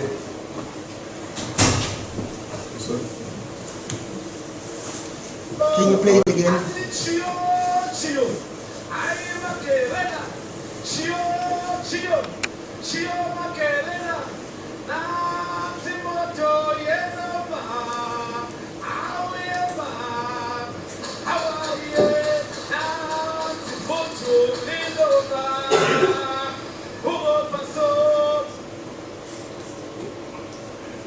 Yes, you can go back, sir. No, I don't want to go back. I want to point. Before the shots are fired, this is the man who's standing here. After the shots are fired, this man is still standing here. Before the shots are fired, Mam Kaula is dancing here. After the shots were fired, Mam Kaula is standing here. These are human beings who should react. What is more important about those people than the people who are immediate next to the action? What is this selective way of wanting to arrive at the justice? I'm not pointing at people in the periphery. I'm pointing you to the people who are next to the activity. You can't point at one of them as running away or moving away or anything of that sort. So I'm not going to be answerable for people that I don't even know what they are there for. I don't know whether it was their time to depart or whatever coincidence happened, I don't know. All I'm saying is you've got women on the stage there. You've got women and children in front of the stage, the young people. You've got men on the stage there. None of them act terrified. Even the man who sings, who leads the song, your worship, He doesn't, when he hears what is so-called shots, say, he sings the way he was singing. Nothing changes in his voice. Because he must react if there is something that is unusual happening. Mr. Malema, we will keep these proceedings very short if you answer the questions the way it has been asked by you. We are going to get to the people on the stage. We are only referring to the people there on the far right, as pointed out to you, the 7 people who are standing there. I think my learned friend has exhausted this line of questioning. It's going to get us nowhere now. It's going to be a matter for argument with respect to it. You may proceed, then I will make a ruling if it's repetitive. That's a good enough. Thank you. Let me tell you, there is no one who can tell me how to answer questions. No one. Not even a hanging judge can do that to me. No one. It's not going to start with you. It has never happened. I'm answering the way I want to answer. Which direction are you moving from that stage? Which direction are you moving? You are moving to the far right. Is that correct? And you're also firing shots towards the right where those people are standing. Can you confirm that? I'm not firing any shots, by the way. There's no shots I'm firing. So which shots am I going to say I'm firing them from the far right? I'm not firing any shots. I've never fired any shots.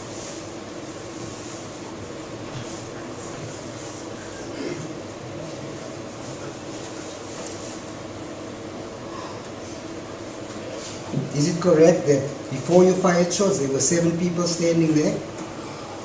Well, it's your vision. I see people there. I still see them standing there. And that's my vision. It's correct. Once you fire those shots, those people are moving fast away from that It's not direction. correct. It's actually a lie. Can you play that one more time before I leave this point?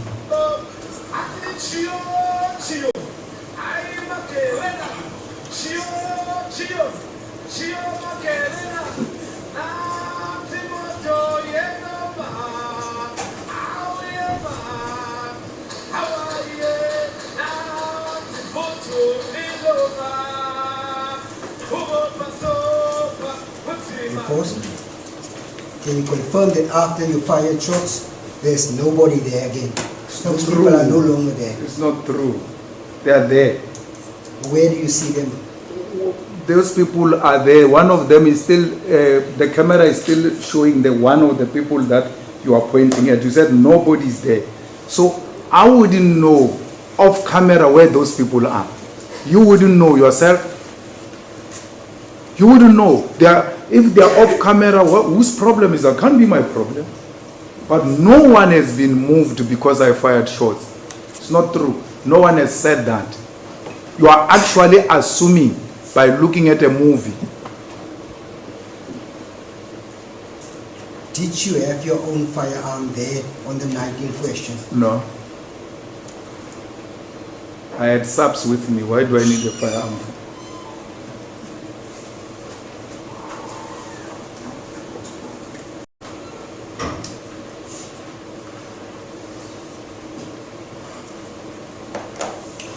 Who provided you with that firearm that you are being seen? I don't. Shots. No, I've never accepted that I see a firearm there. I'm saying to you, I wouldn't know whether this is the part of the rifle or not the part of the rifle. My concentration has always been about the charge you have put before me, and the charge before me is the rifle. I've not paid attention to that thing. If I discharged a 9mm pistol, in this picture should have been charged with it, and it was supposed to be brought to this court, then I will know that I've got a duty to prepare myself on this aspect because I'm being charged with it. So to me, it's non-issue this. Mr. Malema, you are being charged for discharging a firearm in a built-up area. Mm-hmm. That's exactly what that represents when you're discharging it. You brought a firearm you are alleging I discharged at the stadium. You didn't bring this one. Bring it now. Let's see.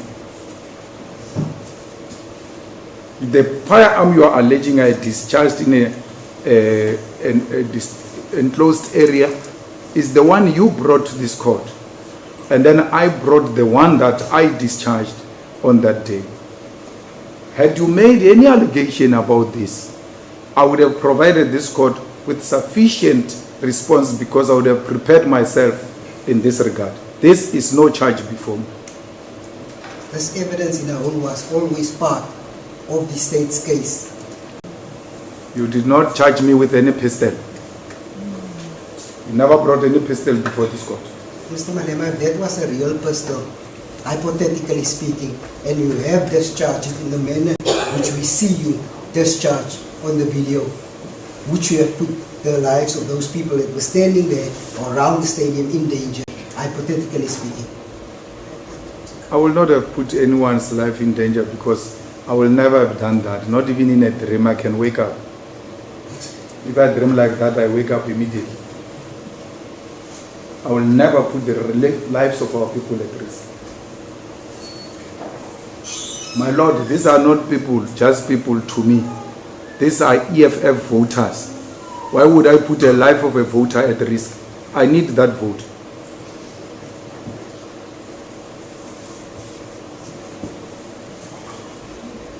I want you to count the number of shots that has actually been fired there. Can you agree that it is indeed between 14 and 15 shots that has been fired there? As has been testified by the expert of yesterday. Or do you want to listen? I'm going to play it again, yes, so I can count.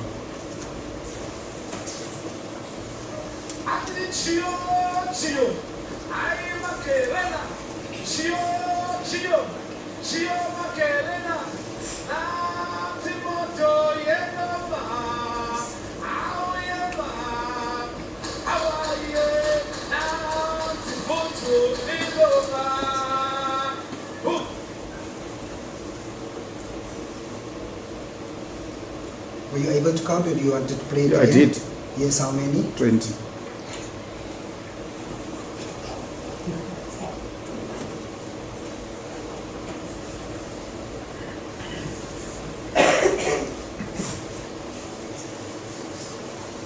Your own firearm, how many live rounds can your magazine take? And I don't know those things. I just have a firearm. I don't use it for anything. I don't deal with ammunitions. It's there in the safe. I don't know how many rounds it carries. I've never paid attention to those things. You've heard the evidence of the ballistic experts that standard 9mm magazine will take about 15 rounds. You see, now you're talking about an expert. Who am I?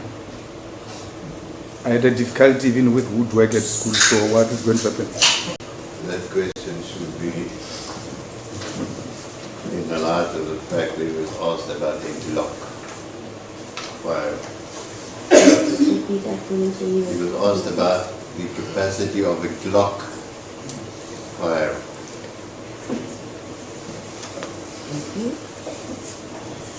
Thank you for that, Mr. Matthews. The evidence of the ballistic expert was that a Glock, the standard magazine of a Glock 9mm firearm, takes about 15 live rounds. Your Worship, I don't know what is a Glock.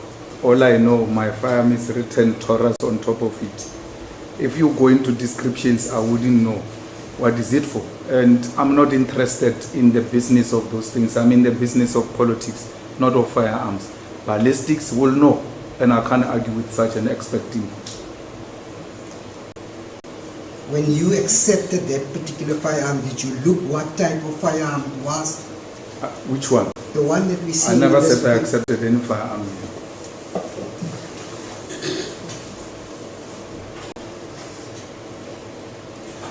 When it relates to a firearm here, don't include me. I'm not part of that. I don't know anything about that. I'm going to answer the other firearm which I brought before this court. We're getting there, Mr. Malema.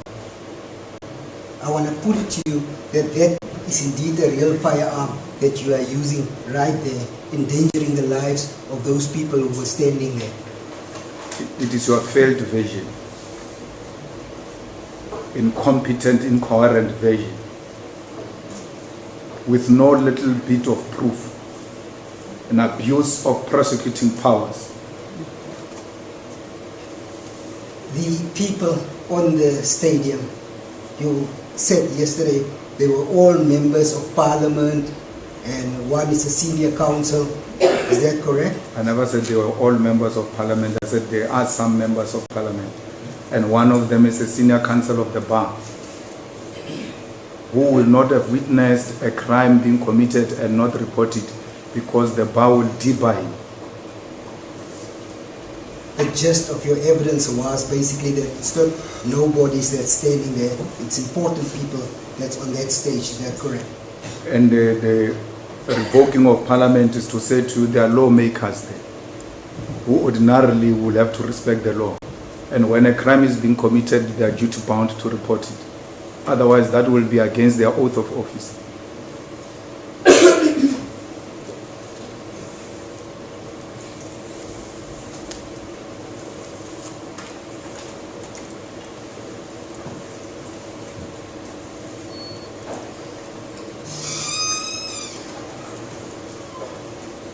In your party, who will nominate those people to be elected as members of parliament, should that be the case? Branches of the EFF. We hold what we call a list conference, and voting is done secretly.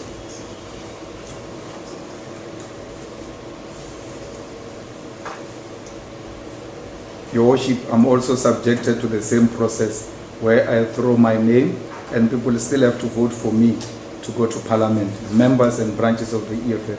By virtue of being its president, it's not automatic that I will go to parliament. After being elected in an elective conference of the EFF, when elections come, like they happened now, we go to what we call a list conference. And all those who have interest to go to parliament gets voted by those people in the list conference of the EFF. Some of the people on that stage, are they also your close friends, personal friends? There is no close friend or personal friend of mine. I'm the only child with no parents. I don't know what a close friend is. Many of them I regarded as close friends sold me out. So I play nowhere close to that concept of a close friend. I came alone, I will live alone.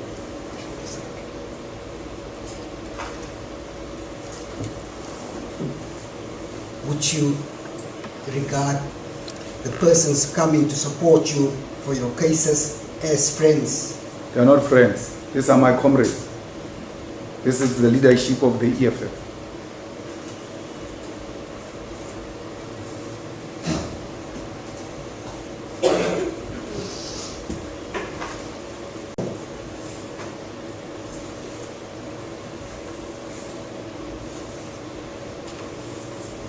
I want to put it to you, Mr. Malema, that it's highly unlikely that any of those people that is on that stage would have reported you or would have laid a charge against you as you want to claim that they should have come forward. What stops them? Your Worship, what stops a senior counsel to report me? What will I do to a senior counsel? These are not laymen. These are not job seekers. These are not my garden boys and domestic workers. I'm giving you an example of a senior counsel, well-seasoned senior counsel. If he wants to create an impression that they were scared of me, why would the senior counsel be scared of me? The person who sings, who's leading the song, by the way, with a microphone, is a doctor. It's a PhD doctor, a thinker of note. It's no layman.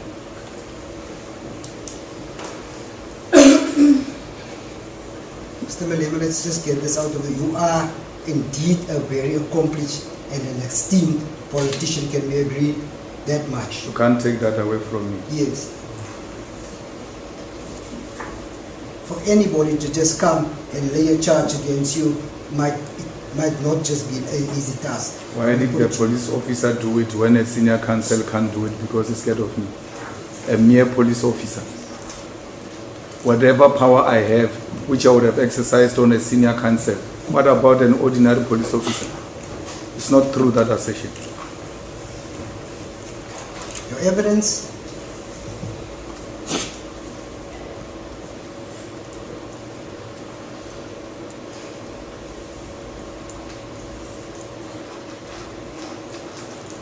Your evidence was that you, reason why if all this was decided upon was to put up a show and to entertain the crowd. Is that correct? Yes.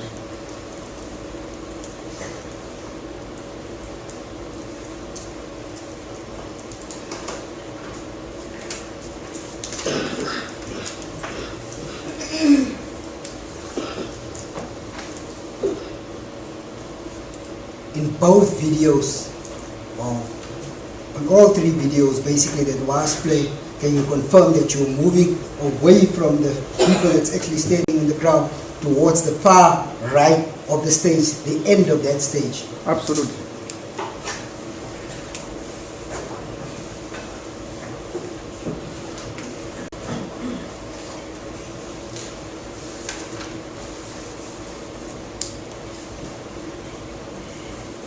Why would you do that if you were there to entertain the crowd and put up a show?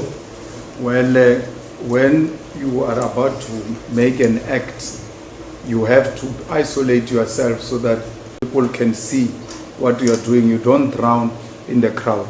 Let's take the 10th anniversary of the EFF and the FNB. If you look at that video, I move away from the leadership and I'm alone there in front, and then the stage takes me up alone. It doesn't take me with everyone because it's an act that must be performed by that actor. If we grow up watching movies and not bioscopes, we would understand how movies work. Is it correct that the act that you're just talking about now, you said you moved to the front Yes. in order so people can see you right there in the front, Yes. and the stage is now going to go up. Yes. Is that correct? Yes. Yes.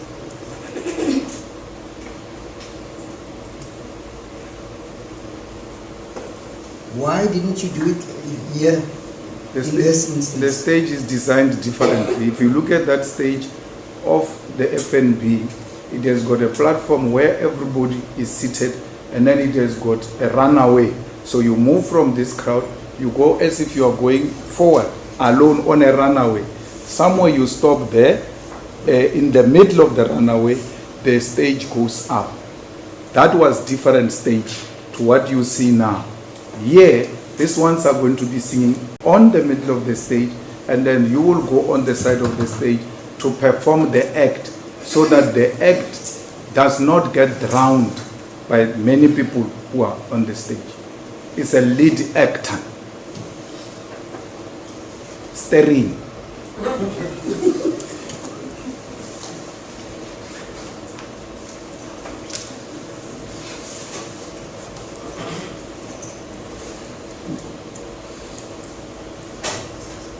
What's the point then of that if you have to go right to the corner of that stage where very few people could actually observe what you are about to do?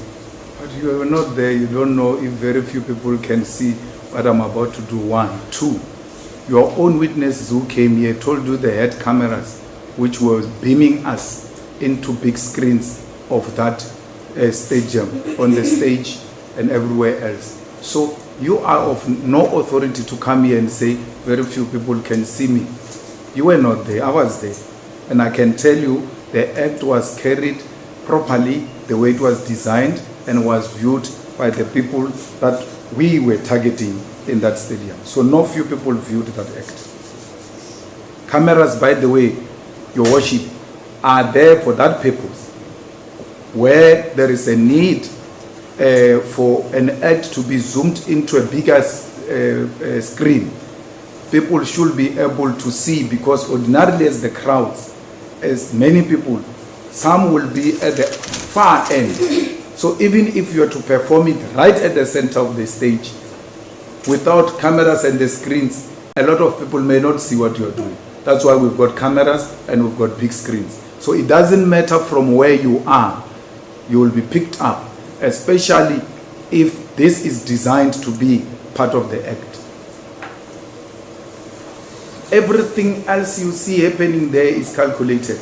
If you go and look at that stage of the EFF going up at the FNB, I dropped the mic. That mic did not disappear. Someone knew the mic is going to be dropped and is going to capture it from the ground and put it safe. Everything is well calculated and designed to be the way it was. Where was the majority of the supporters and the people standing when you were performing that act? In front of the stages.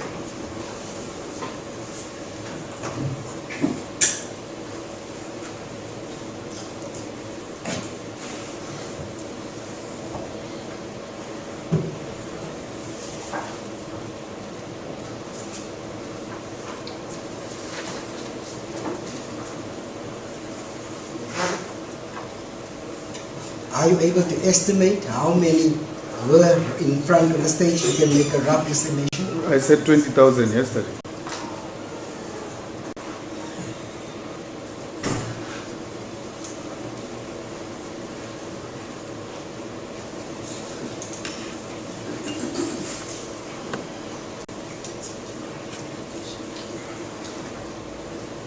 On the video, when you actually went to go perform your act, one can count 7 people from that specific video, just from the video.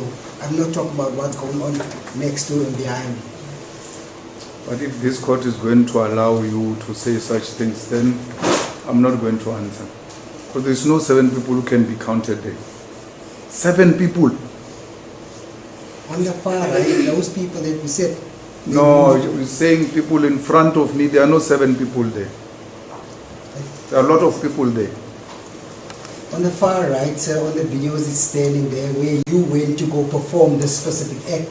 What we count there, the ones that moved away are 7. I never went to perform this there. I never. I performed this in front of the stage, and that which you see at the end of the pitch is not the front of the stage. That will be misleading to the court. I'm in front of the stage. Those people are not in front of the stage. That's why the videos are misleading. They make you see people as if they are at one place. They are not at one place. If you play this, you will see the corner of that stage. And that corner of the stage was not reaching the end of the pitch. It was in the middle of the pitch. Those people he keeps on referring to, they are almost at the fence that divides the grandstand and the pitch. They are not in front of the stage, those people. The people who are at the front of the stage are the ones I was showing your worship on the screen. Those are the people who are in front of the stage. Why don't you just fire towards their direction as they are standing there? It's none of your business. It's my business where I fire from. It's my event. I can even fire under the stage if you so wish. I decide how I'm going to perform it. It's none of your business. You have no business with how EFF conducts its business. As long as it's lawful and it doesn't violate any law, where do you come in? Nganapi? Mr. Malema, the only logical explanation as to why you did that is because you knew that those firearms were indeed real firearms that you've used there. An incompetent, incoherent, inferior prosecution is what you are trying to prove here. An abuse of power. You will not win with me. This act can be performed anywhere. I can even go and perform it on the grandstand if you wish. Anywhere. There is no prescription by the law. That's why I'm asking you, where do you come in? There is no law that says you must perform it here, not there. Perform it there, not there. I can go anywhere I want to do this, where it will have a maximum impact, where it will not drown in the crowd. I will still perform it. I write my own script. Ms. Kala, can you go to the third video, please? The viral one.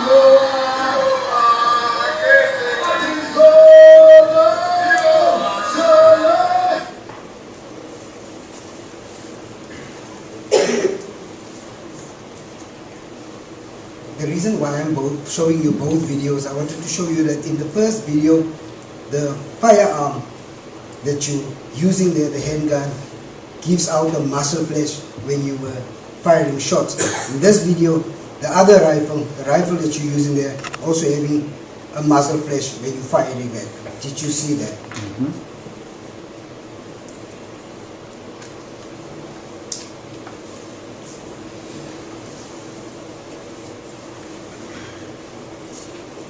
You already stated that the person that handed this rifle over to you was Malema, is that correct? Yes.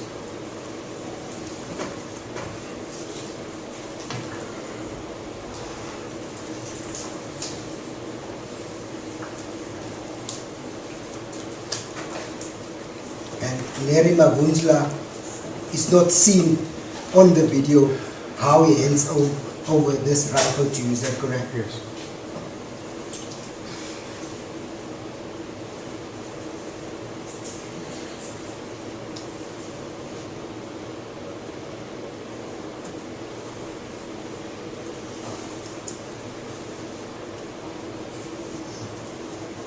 Accused number 2 is also visible on this video, is that correct? Absolutely.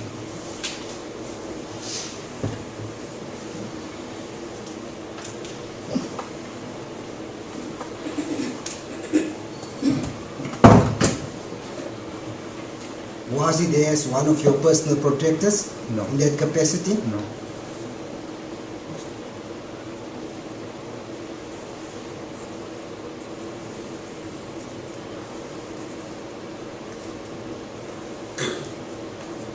Your close protectors, including the SABC, they also had rifles, and there were other rifles on this particular scene or on that stage on the night in question. Is that correct? I don't know what they had. We had an opportunity to call them and ask them that. You didn't. I don't know what kind of weapon they were carrying. They wrote there for you, described what they had. I don't know. It's not my business. In fact, if one has regard to the exhibits, the statements, none of them said that they had rifles. They said they were allocated rifles, but as far as I remember, because I've given them to your worship, none of them say I had a rifle with me, so I don't think so.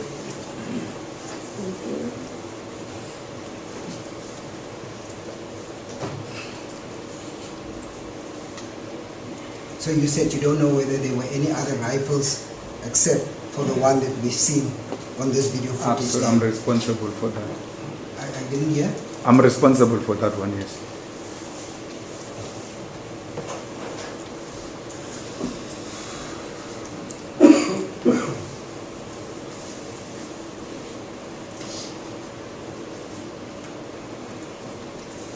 From the time when you arrived there up to the time when you left, nobody else that you know of, or do you know of anybody that fired shots at this particular stadium apart from what we've seen here in this video?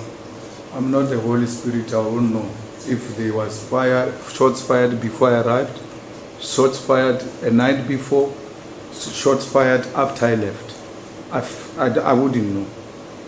But for as long as I'm concerned, this is the only act we carried out. Any other thing, I'm not responsible for it. I don't know.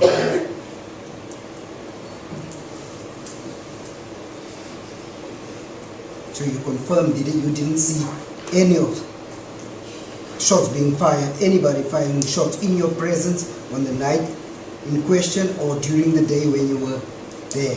That includes me. I didn't see myself firing shots, so I didn't see anyone.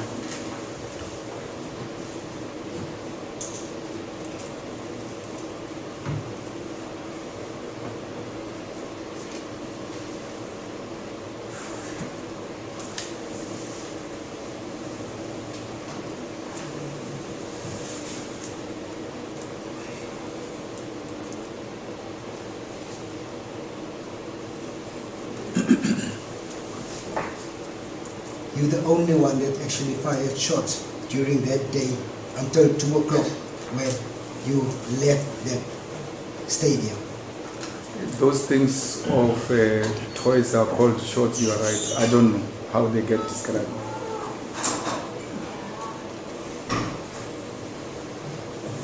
I want to let you have a look again in this particular video.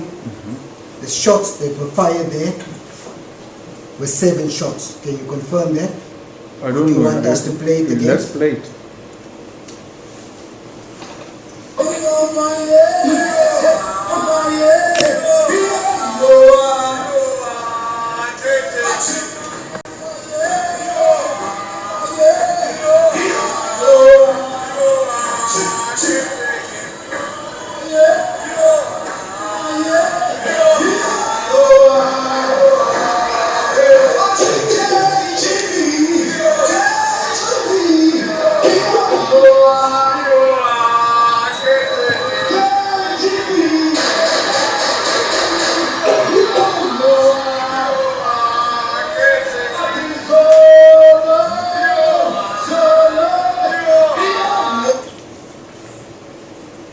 Did you count it? I'm unable to count how many shots were fired there. It's a bit fast, but what fascinates me, Your Worship, is that a rifle is being fired and the people who were being shown running away no longer run away when a rifle is being fired.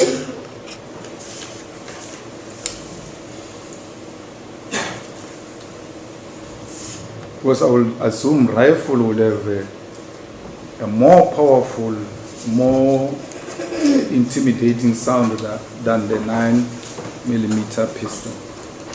So you don't see anything like that with a rifle, which has been suggested earlier on with the 9mm. But if you say 7, I take it from you. I can't argue with 7. That was also counted, this exact same number was also counted by the expert that testified yesterday, Mr. De Klerk, that it was indeed 7 rounds of fire. Absolutely. He must be an expert now, as you quote him, and be an expert throughout, even in your argument that he is an expert. Accept that. Mr. Malema, I want you to look at that video. I want you to see that once you fire the shots, during the firing of the shots, the reaction after you firing the shots, and then you also describe to me what exactly you see when you look at accused number 2 and this person that you refer to as Larry Mavuntla, and describe it as how you see it. Can you? Your Worship, am I allowed to go? Yes. And then where I want her to pause and explain, and I can ask her to do that. Yes, you can. Okay.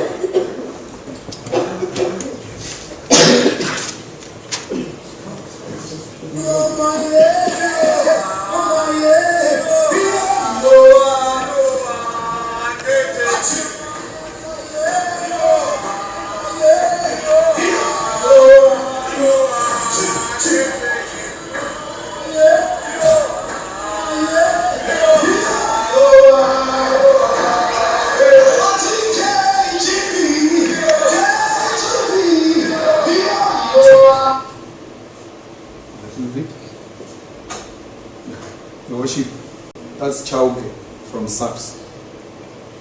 My This black, yes, that one, that's Chauke from SABC.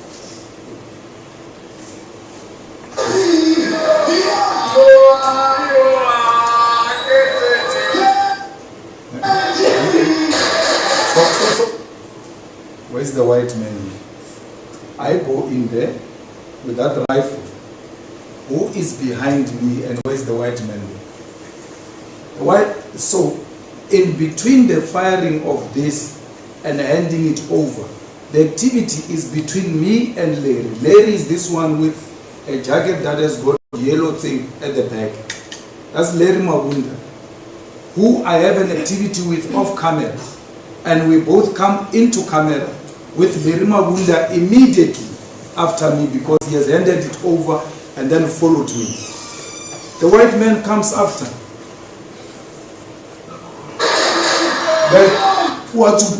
It just comes from the corner. It's not in the main act, it's coming from somewhere, I don't know. That's why I tell you, because I don't know what he was doing here. My activities with this guy. I can't hear you because of the crowd. Sorry. And then Jacob, is there any medical reason why you are wearing sunglasses in court? If not, remove it please. Thank you. Sorry, accused number 2, your worship, just comes from the corner. I don't even know where he was. I had no activity with him at the beginning. Right at the beginning, it's me and Larry Mabunda. When I come into the camera, it's me, Larry Mabunda, after me. Because he handed it over to me off the camera. And then, when I went into a camera, it's tailing behind me. When I finish, the white man comes from nowhere there to come and join us there. And then what do? You can play. Then I hand it over to Larry Mabunda. Stop. Larry Mabunda's hand is here. It's in the street. Where is the other hand? What is it doing? So this is where Larry Mabunda lives with the facilities. Are you saying you handed it to Larry? Hey, Larry. He's the one who gave it to me. I shoot. I tell. When I tell, the white man comes to me, then Larry's already there. He joins Larry. You were not scared when you saw the white man coming? No, I know him. I work with white people. I mean, look at my team here. So not this guy. And that was way 2008. So, Larry is right behind me. Me and Larry have an activities before. Me and Larry have an activities after. Then Adriaan is there. Then Larry takes the thing, they both leave.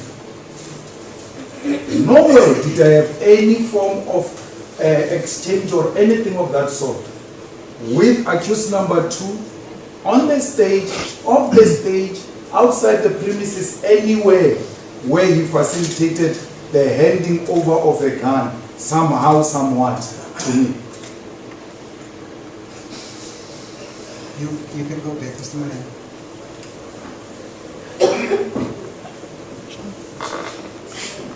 That firearm that the rifle that you are referring to is quite heavy. It looks identical, almost like the one, the SPA 249, is that correct? It's very heavy, they're toy. And if you doubt, ask your worship. It's very heavy. So what you are saying that in this picture where we actually see Larry Mabunda's hand, that's the one thing that I wanted to ask you about. You only see the one hand which he having close to his mouth. The other one you are now saying basically is that your evidence that he had this particular blank firearm in his hand. Larry Mabunda is no ordinary man. He's a highly trained police from CAT assault team, the second highest level in the police force. Larry Mabunda was regarded as #1 best shooter in South Africa. Guns are his things. It might be heavy to me, to your worship, to you, but not to a man who deals with these facilities. Actually, he can shoot it with one hand. You see, me, I'm carrying it with two hands. Larry can shoot that thing with one hand, real firearm. You can put an egg there and ask Larry to shoot it, he will shoot it. The way I view, you are allowed to disagree with me, Mr. Malema. The way I view that video is that when accused number 2 came, he moved forward intercepting Larry Mabunda, and he was actually the one standing just slightly before you. How can replay it? Let's replay it. Can I go back? Yeah? Yes, please.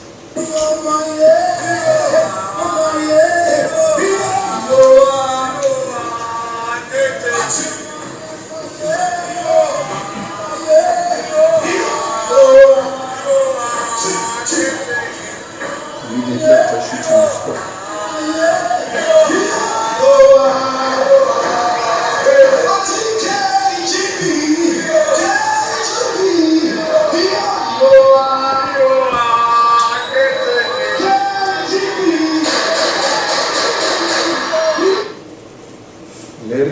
front, the white man is behind the plate.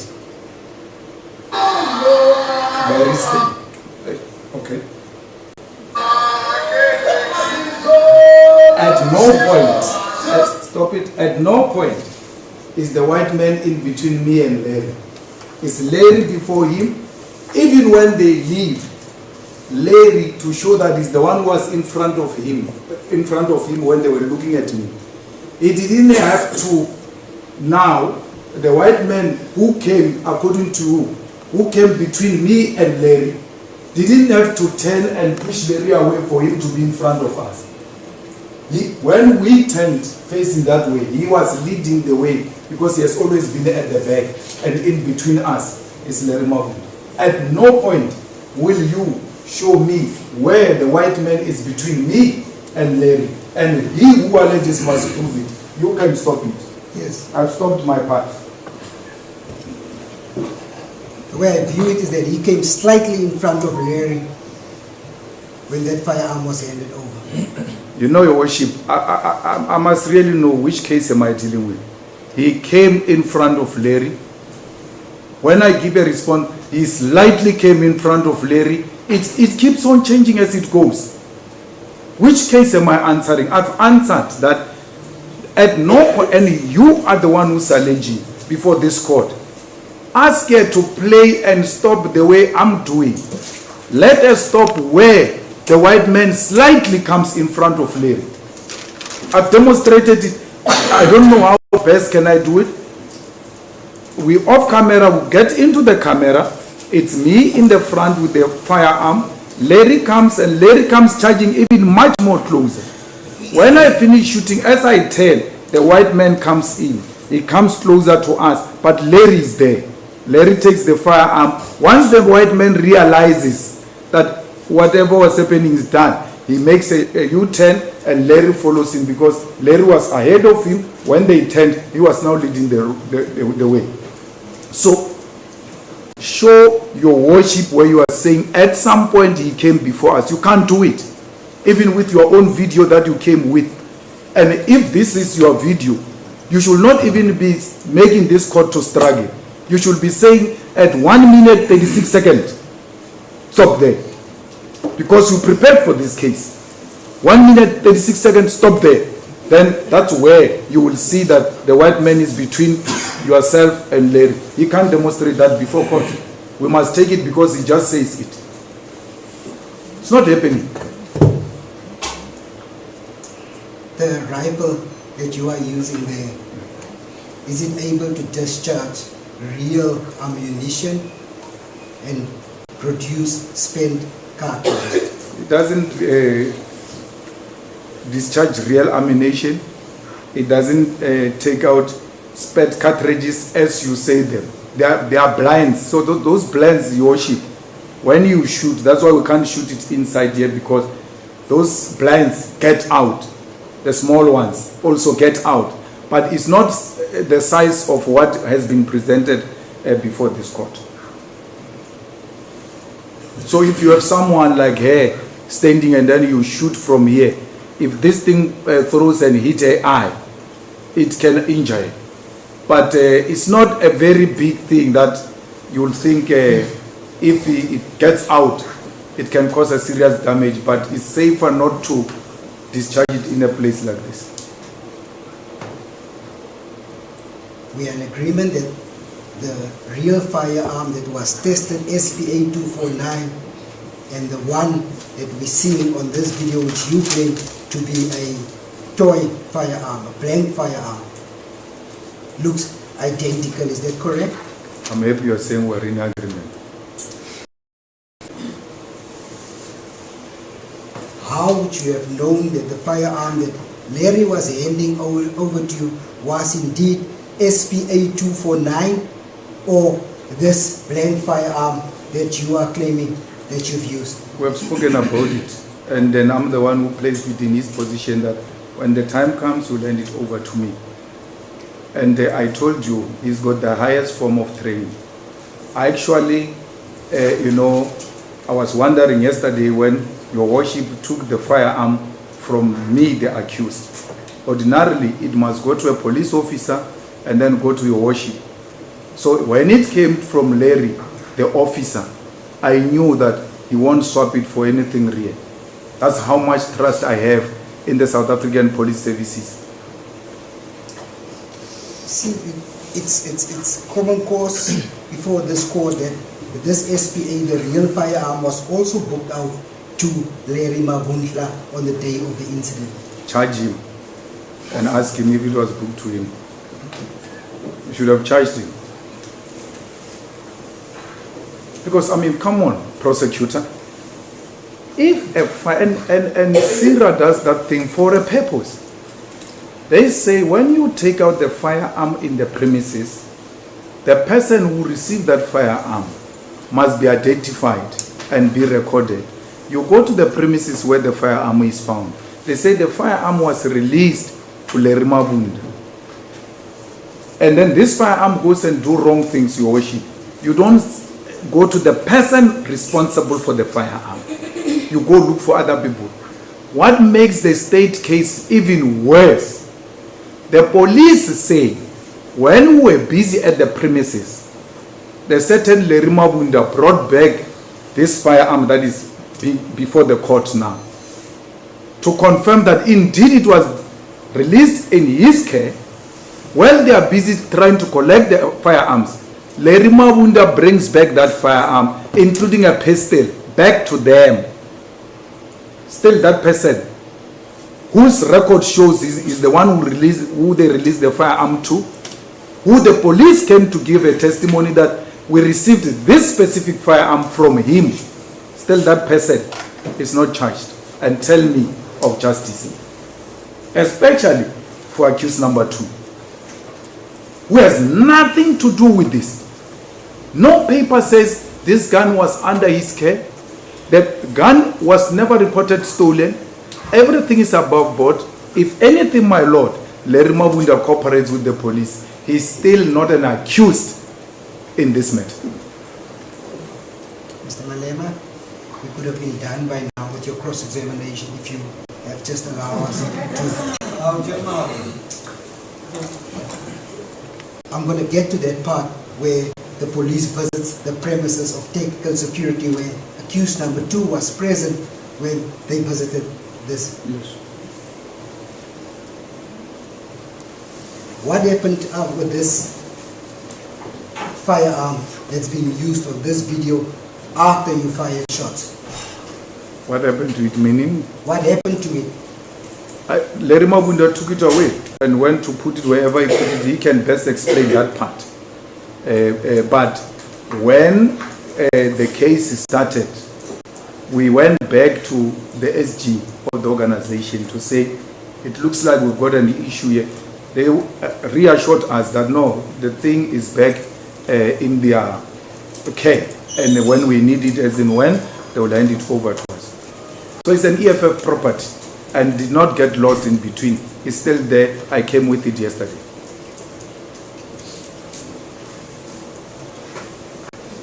When the police visited the premises of technical security, the person that was present when SP249 was presented to them and the 9mm Glock was accused number 2. You've heard that evidence, is that correct? He might have been present, but the police officer brings Larry Mabunda's name. He says, while we're still there, Larry Mabunda came with a rifle and a pistol. Please, prosecutor, you are the one who's more educated than me on these matters. This part you should not have missed. The accused number 2 was there when the first round of firearms were taken.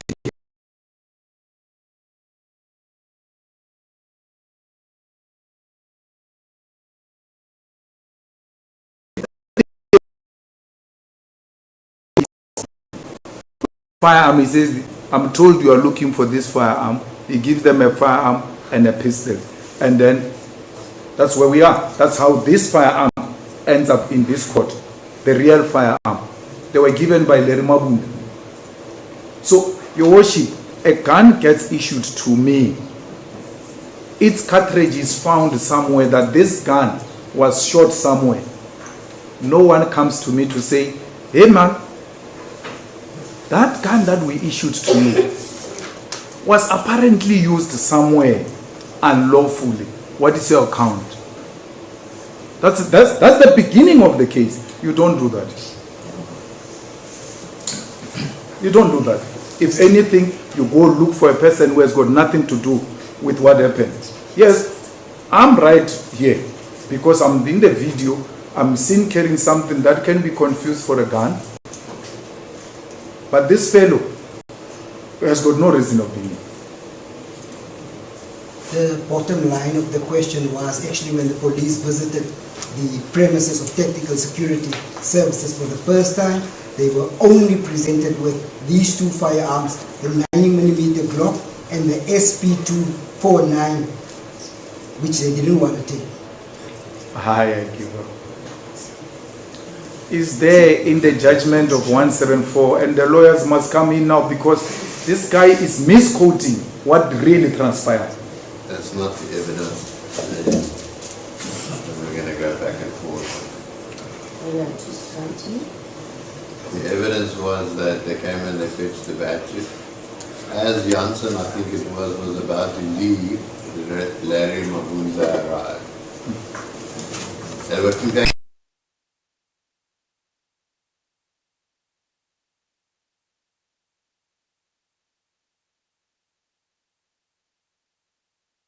arrived at these premises. They were only given these two.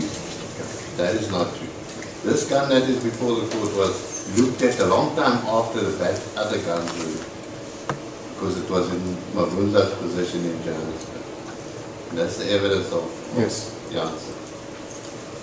Because it's even stronger than that. If one has record, I read the record yesterday, is that Exhibit J, it appears to be the report of Colonel Janssen, and I think it's contained in there. How the batches were handed over, and that one of them was just stated, not as the prosecutor stated. I'll have to check the evidence then, but we got your notes or Exhibit J, or must I adjourn and check? Yes, Mr. Pai, I don't think much will turn on No, this. before you ask the question, you should have checked his notes, because it's an incorrect statement that he put to the witness. That's wrong.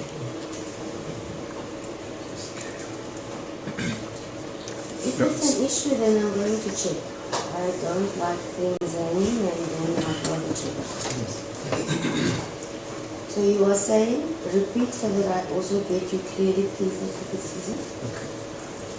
SP A249, and the Glock was presented to the police to say these are the firearms that you were. I believe this is the firearms you were looking at for a Tactical Support Services. By who?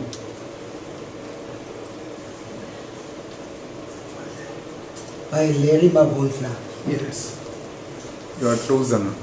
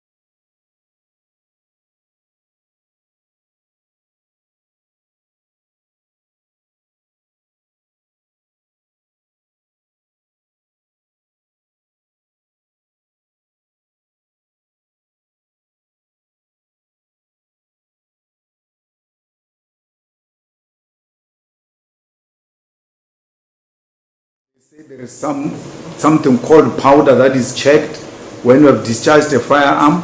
None of that sort was checked on me.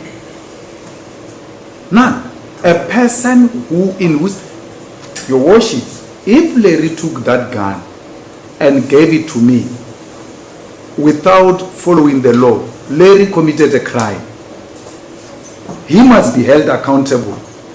That you are negligent because you left the gun in the car and somehow Mr. Malema got hold of it and went to discharge it in public, or you gave Mr. Malema a firearm and he went to discharge it in public, or anything of that sort.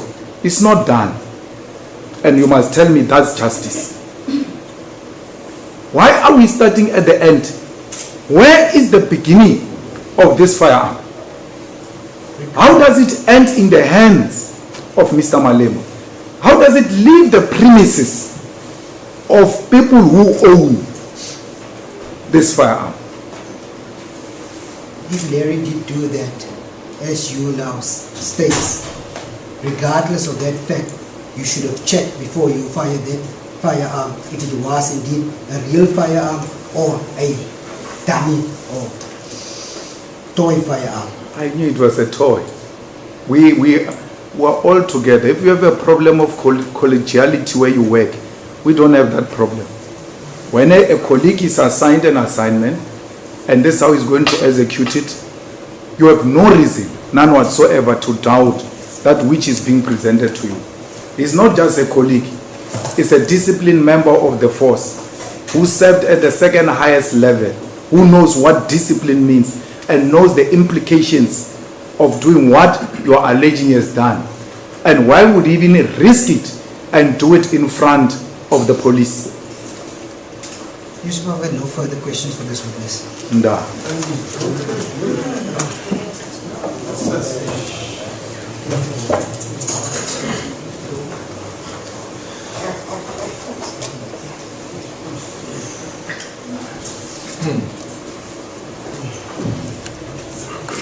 I see you're feeling very cold, that's okay, darling. I'm good to Pardon?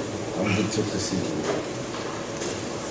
You're cold. Sorry, Yeah, I see your client is doing that. I'm not sure if he's calling you or if he could. guy wants to speak to me. Oh, Can I just approach?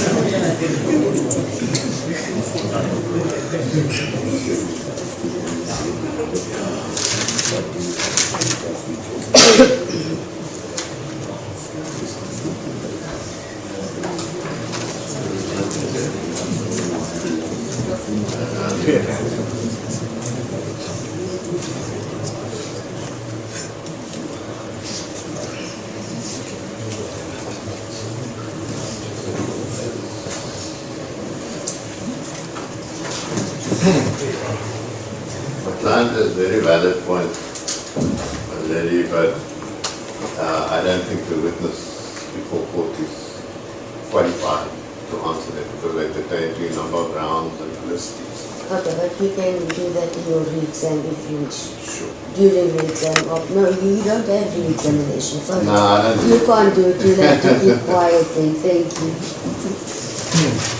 Maybe you'll get a chance later. Re-exam it. Good on you. Mr. Malema, the allegations put to you, so I need to ask you a very straightforward question. Did you discharge any live rounds out of any kind of real weapon on the night of the 28th of July? No. No.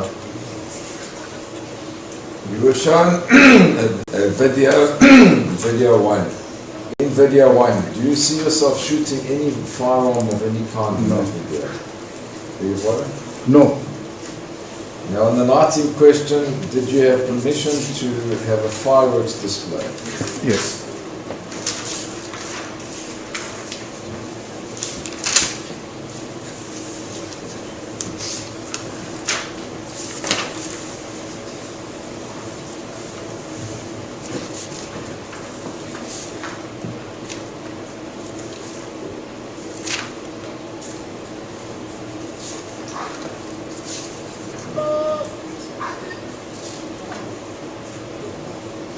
Yeah, you watched the video one, and you specifically pointed out the South African Police Services member that you recognized there, Mr. Chaki. You confirmed that that's him, the person who made a statement to this honorable court. Chauke. It's now an exhibit before this court. And Mr. Kari. Now, you've highlighted this, but I need to just touch on it.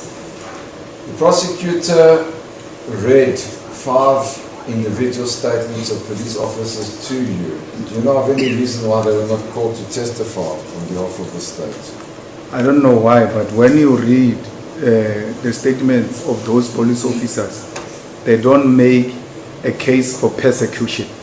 So when you want to persecute, you ignore the facts and proceed with the hope that he will find himself in the hands of a judge who doesn't look at the law, perhaps looks at the color, perhaps look at political views, perhaps look at the irritation of a person and ignore the law and just send him to Hampal. That was the intention, that let's take our chances to arrive at the political ends. You can't falter him politically, just find something to use against him. This, I repeat, your worship, it was a campaign by the AfriForum. We are where we are because the NPA, without any material evidence, succumbed to the pressure of the AfriForum. Now you The remember, judge you are referring to, is that me? No, I'm saying a judge generally. The judge in the form of the judiciary, that as you are judge hoping. Don't concentrate on my question, but on Advocate. But the point was making, your worship, is that as you are judge hoping, your hope will bump into the one that doesn't look at the law and look at other things outside the law.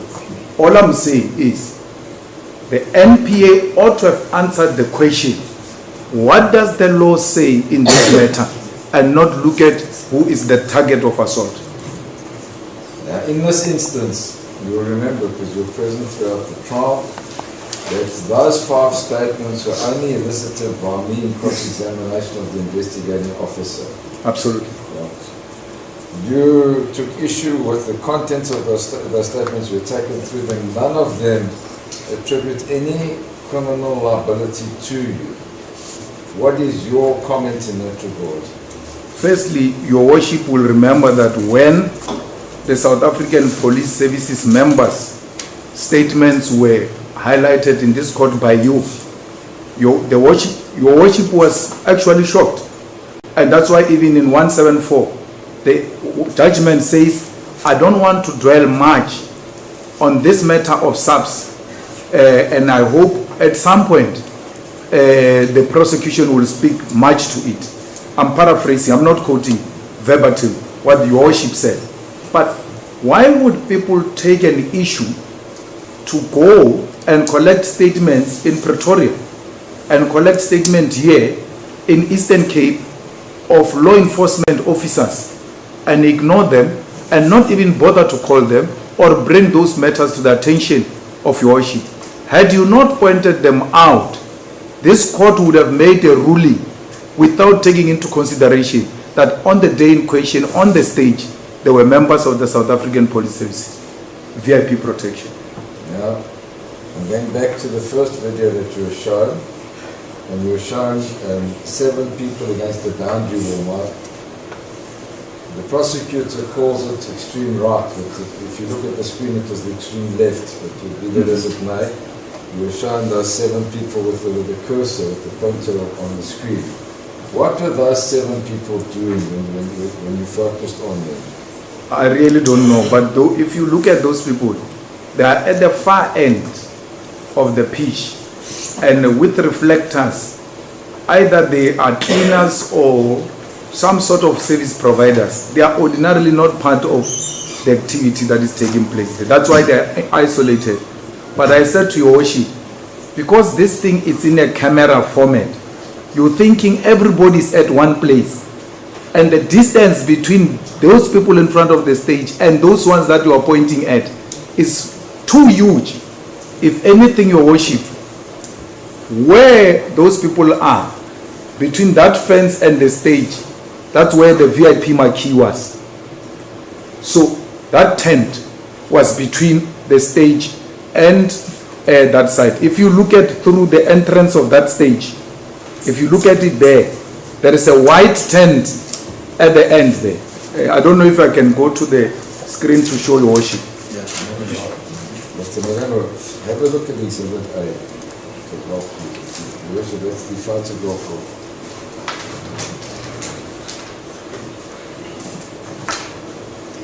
The camera comes from this end. This is the stage.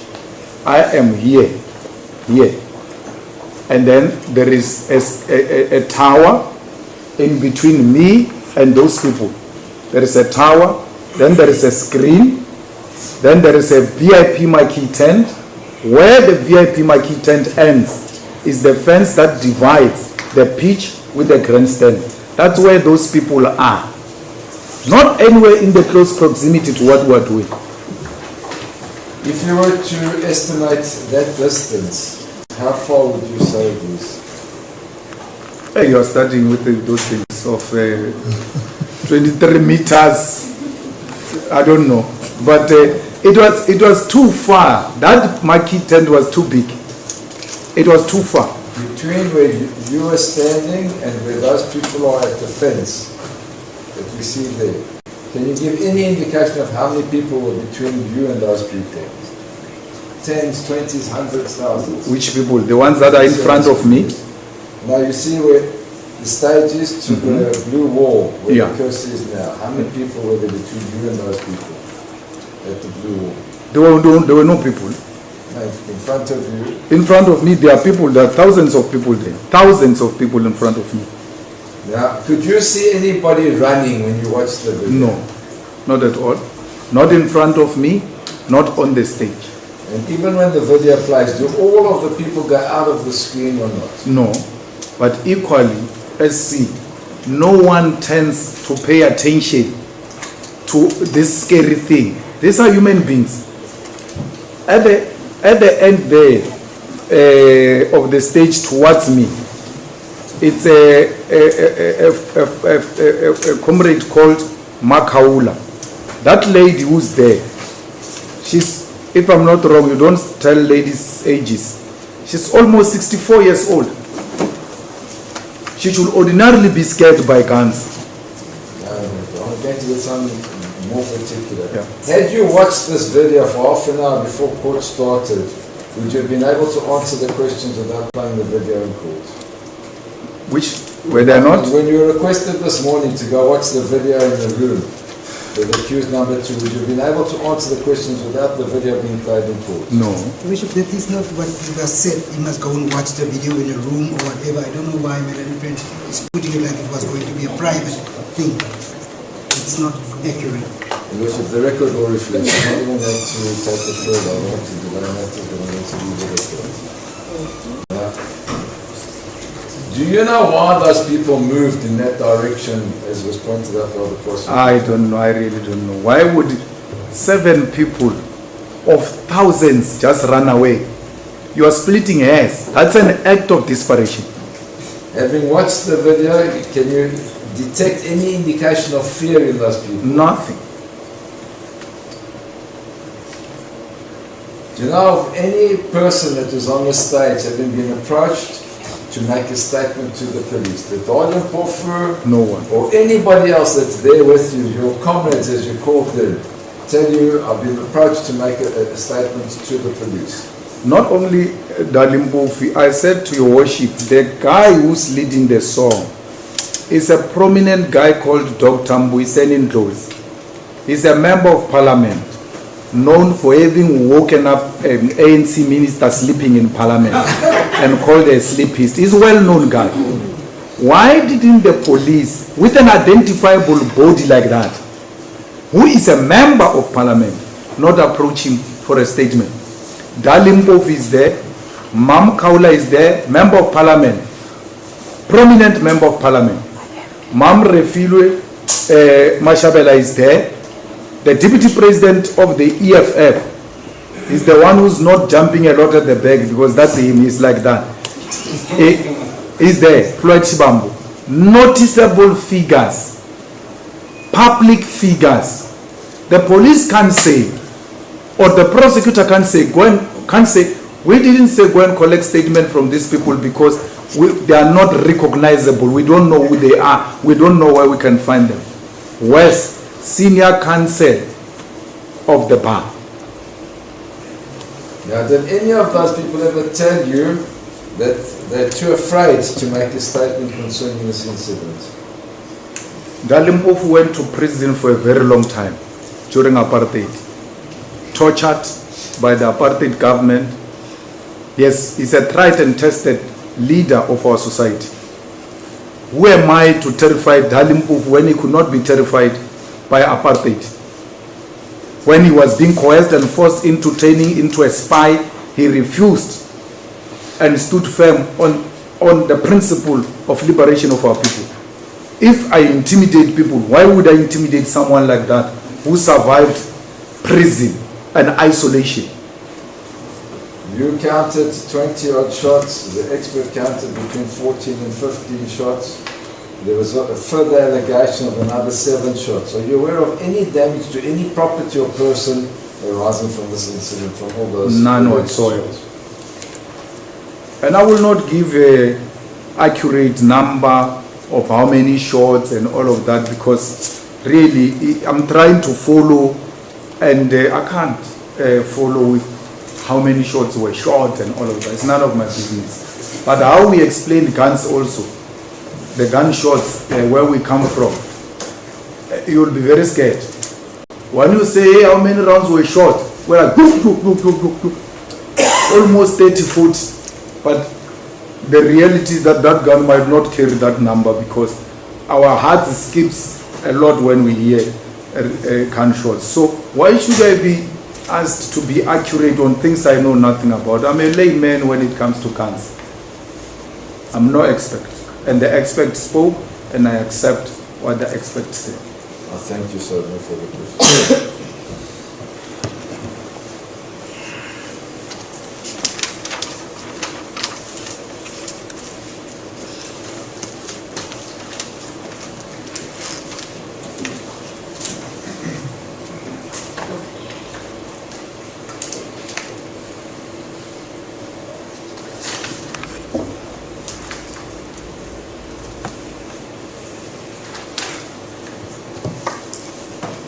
Question 5 for Mr.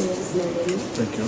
While we are on the screen, it's just that it's been paused in my vision. So the person standing right at the entrance at the back, is it a uniformed police officer or who is the person that I'm seeing behind? Your Worship, can I go closer? Yes?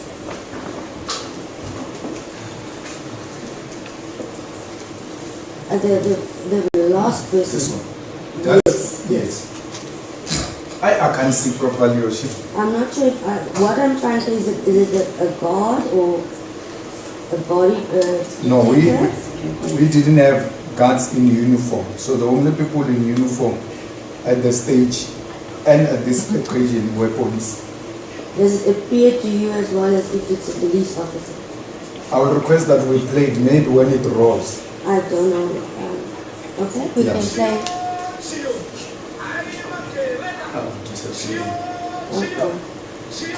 Oh no, okay, no, I can see now. It's the paused image is a different, yes, okay. We can It's not a police office. Yeah, no, it's clear when we play. That's fine.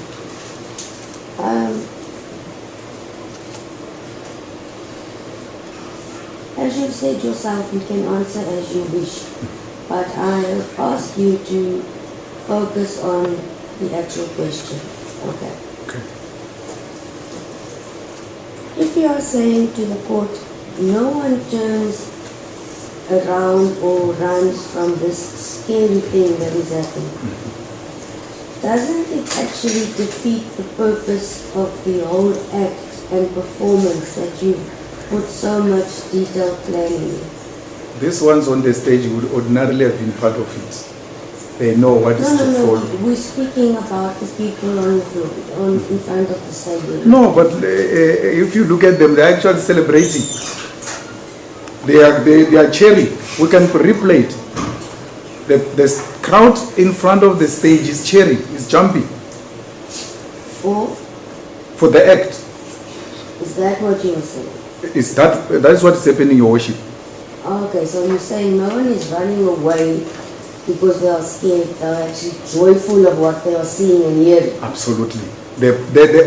I'm not talking about the ones that he referred to. I'm talking about these ones right in front of me on the ground. Yes. They are actually cheering. And if Your Worship allows, we can replay it. No, I accept that. The issue is that it's never been said as to why we're just talking about no one is running away scared. Oh yes, I understand. So now I'm asking, what would the purpose of the act be then if it appears no one saw or witnessed it? No, they're cheering, yes. The other, when we don't have to play the 3 different videos, the song being sang during the first video, the second video, and the third video, it appears to be the same song, or am I wrong? Yes. The same song. I am not quite sure now. I know the first one, I can't remember, it's Paso, whatever. I can't remember, but... that was the first song. So what happened, Yoshi? And Macarena. When you hear a person like he's doing, say, Dio, Dio, Dio, Mama, Dio, is about to change song. Oh, okay. So he sings a first song, and then when he prepares us for a different song, in between enters this Dio, Dio, Dio, Mama, Dio, then brings in the song. Okay, so the first song is indeed that. Wait, I'll ask Your Worship that we play a little bit of everything, and then I will be able to tell as to which is I don't want to waste unnecessary time, but we can read it. I think I wrote the first. Oh, it says the first song. I may pronounce it incorrect, but I tried to write it is Unzima Pasopa Uya. What you all just said now. Let's play it, Your Worship. And then it turns in Zima Macarena. There's no Macarena. That's why I didn't know why you were singing Macarena. There's no Macarena. I didn't understand No. why you would sing Macarena. None of the songs sings Macarena. Let's start with the first one. Yes. So when he does this, he's preparing a song. What is a Macarena? Magarela, guerrillas. Oh, Gio, Mama, Gio, Magarela. oh, Macarena. Yeah, guerrillas. It's a Macarena. Good body. Okay, so we can start playing. This one, so this is a song. First video. Yeah, now. Now, can we listen to the song of the second video? Second one.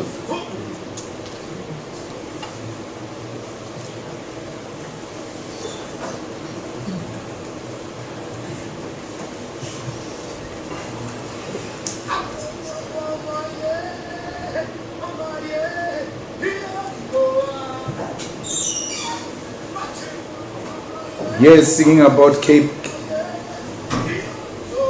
KGB. Yeah, it sings about the KGB of the Soviet Union. Okay, so It's a different song, yes. And this is the video where we see the, resemble rifle being fired. Yes. Look at. Yes, Mama Makaula. Yeah, but no. When the shooting happens, you must pause it. Sorry.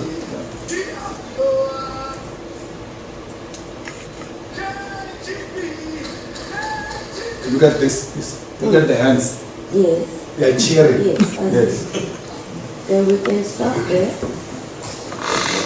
Now, it comes back to the same first question. Is your argument before court was, look at the ladies on stage, they are still dancing. They are not scared, and they are not used to firearms. So, and no one is falling down. But if I get your evidence correctly, it was planned to the detail. So they should have been aware that that was going to happen. They are aware. At which stage? At what stage it will happen.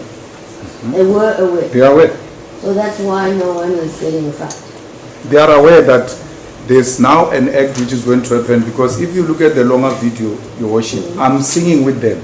Yes. Then when that part comes, I move away from them. So they will ordinarily know, especially the ones on the stage, that we are about to engage in an act. Yes, so that in the fact that they are not afraid or not familiar with it, it's because they knew what was They going knew, to they are the leadership, they knew on the stage. But the ones who didn't know is the masses in front of the Yes. stage. Now, was there a time arranged with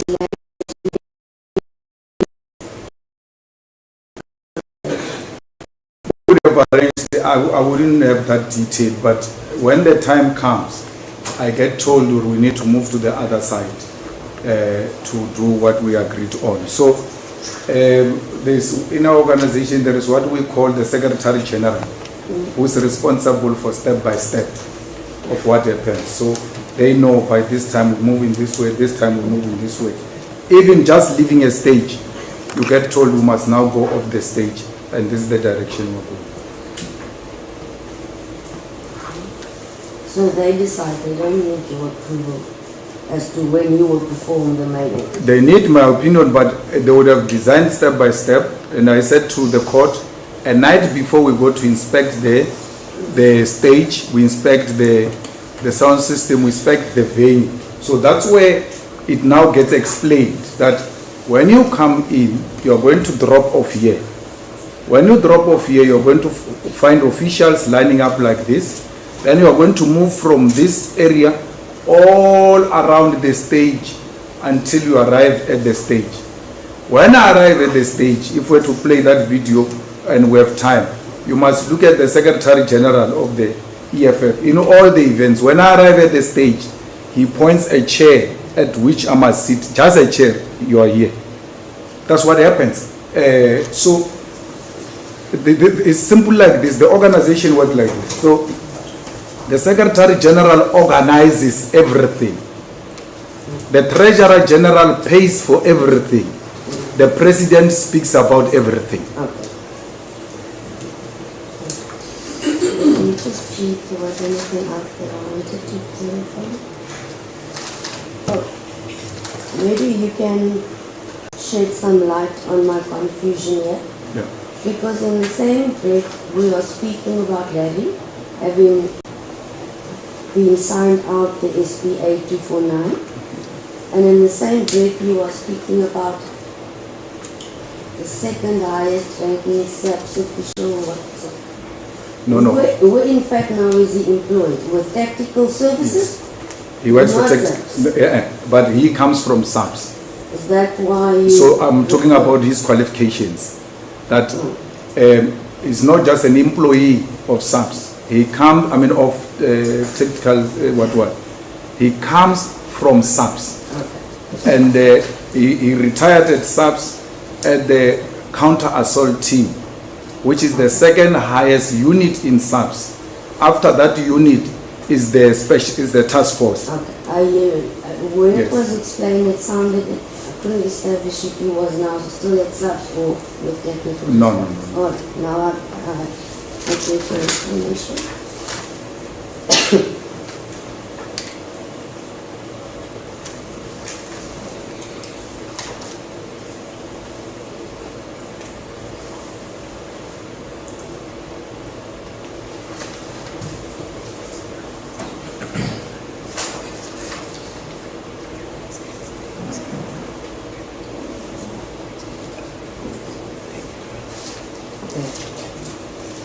It may be good. The issue was raised by Advocate Sisa. Whether it was done clear enough or not, and then I'm done with this question. You explained there's no need to disclose or get permission from jobs jock. jock or the blank firearm. But if I read between the lines of these questions, actually, if they were aware that the act would be performed and with what it was shown to them, we would not find ourselves here today. There's no such a requirement. No, I fully agree there's no such a requirement at all. Do you agree it's logical that if they had known and this video went viral, they would have been aware to say it was disclosed to us? I agree, but we committed no error by not telling them because it's not a requirement. Yes. But equally, that had it become apparent to them, they had a duty to consult with us and say, guys, there is this thing that they said happened at the stadium where we were operating together. JOG means Joint Operation Center. And we would have provided that clarity, Your Worship, to them. This is the man who was chairing our JOG. The last time we saw him is when we said goodbye, goodbye, good work, thank you very much, bye. The second time we see him, it's here now. Like, but we were working with you. If there was an issue, why didn't you call us? So why is the onus only being put on us, Your Worship, that had you told them, you won't be here? Had they asked, would have provided them clarity. Perhaps he would have even refused to open a case because he was told to open a case. And perhaps would have even provided this toy to him as a demonstration that there's nothing to worry about.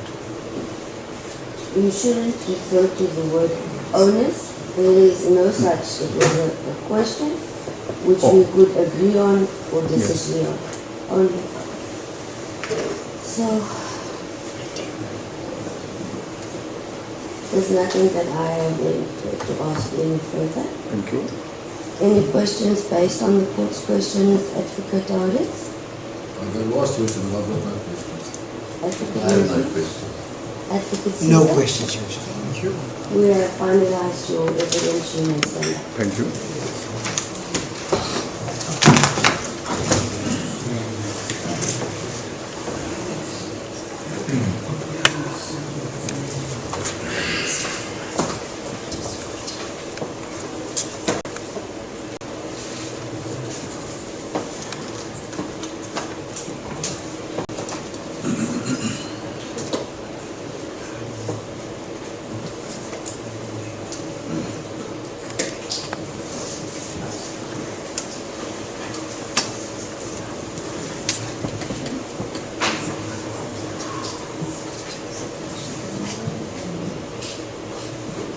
Worship, that brings us to the end of the evidence on behalf of accused number 1. I formally close the case.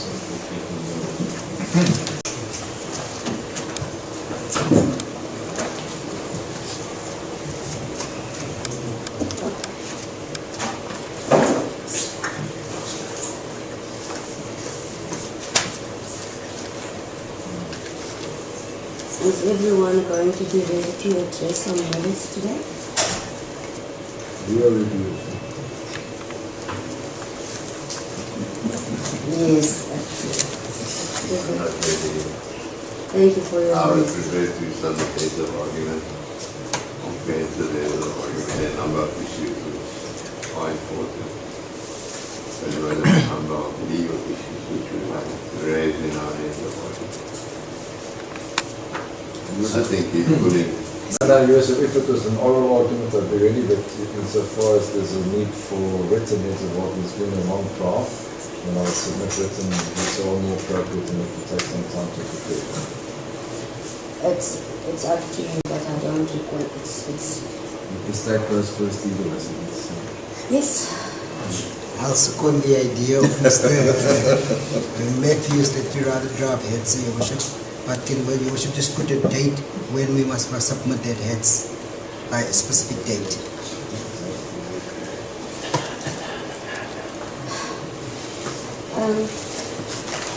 I don't think can give a date by what? Doesn't even have to reach me before the time, as long as it reaches all of you, so you can reply on whoever addresses it. But you can be post the matter then, because we will have to set a date now for address. As I said on the last appearance when we arranged dates, I'm not going to do so in full view of the public. I don't think it's anyone needs to know whether State the Defence or the Defence or myself will be on any particular day or busy with what. So for that purpose only, I will do it in chambers, but we'll give you various options so that those options can be discussed with your clients and see if it suits everybody. Yes, Lucy, please. I'll pivot the attention. Do we do it at 2 o'clock or do we do it now? We can do it now, Your Worship. I think they want to also leave and go back. Oh, no, then we can do it at 2 o'clock. I don't have a problem. We can do it now. No, that's what I'm saying. We can do it at 2 o'clock. Just give me 2 minutes for a water break and we can follow. I think that warrant officers Proctor or Van Dijk will just show you around since they've enclosed the space here and swipe you in. I don't think they will need a swipe card. Thank you. All right.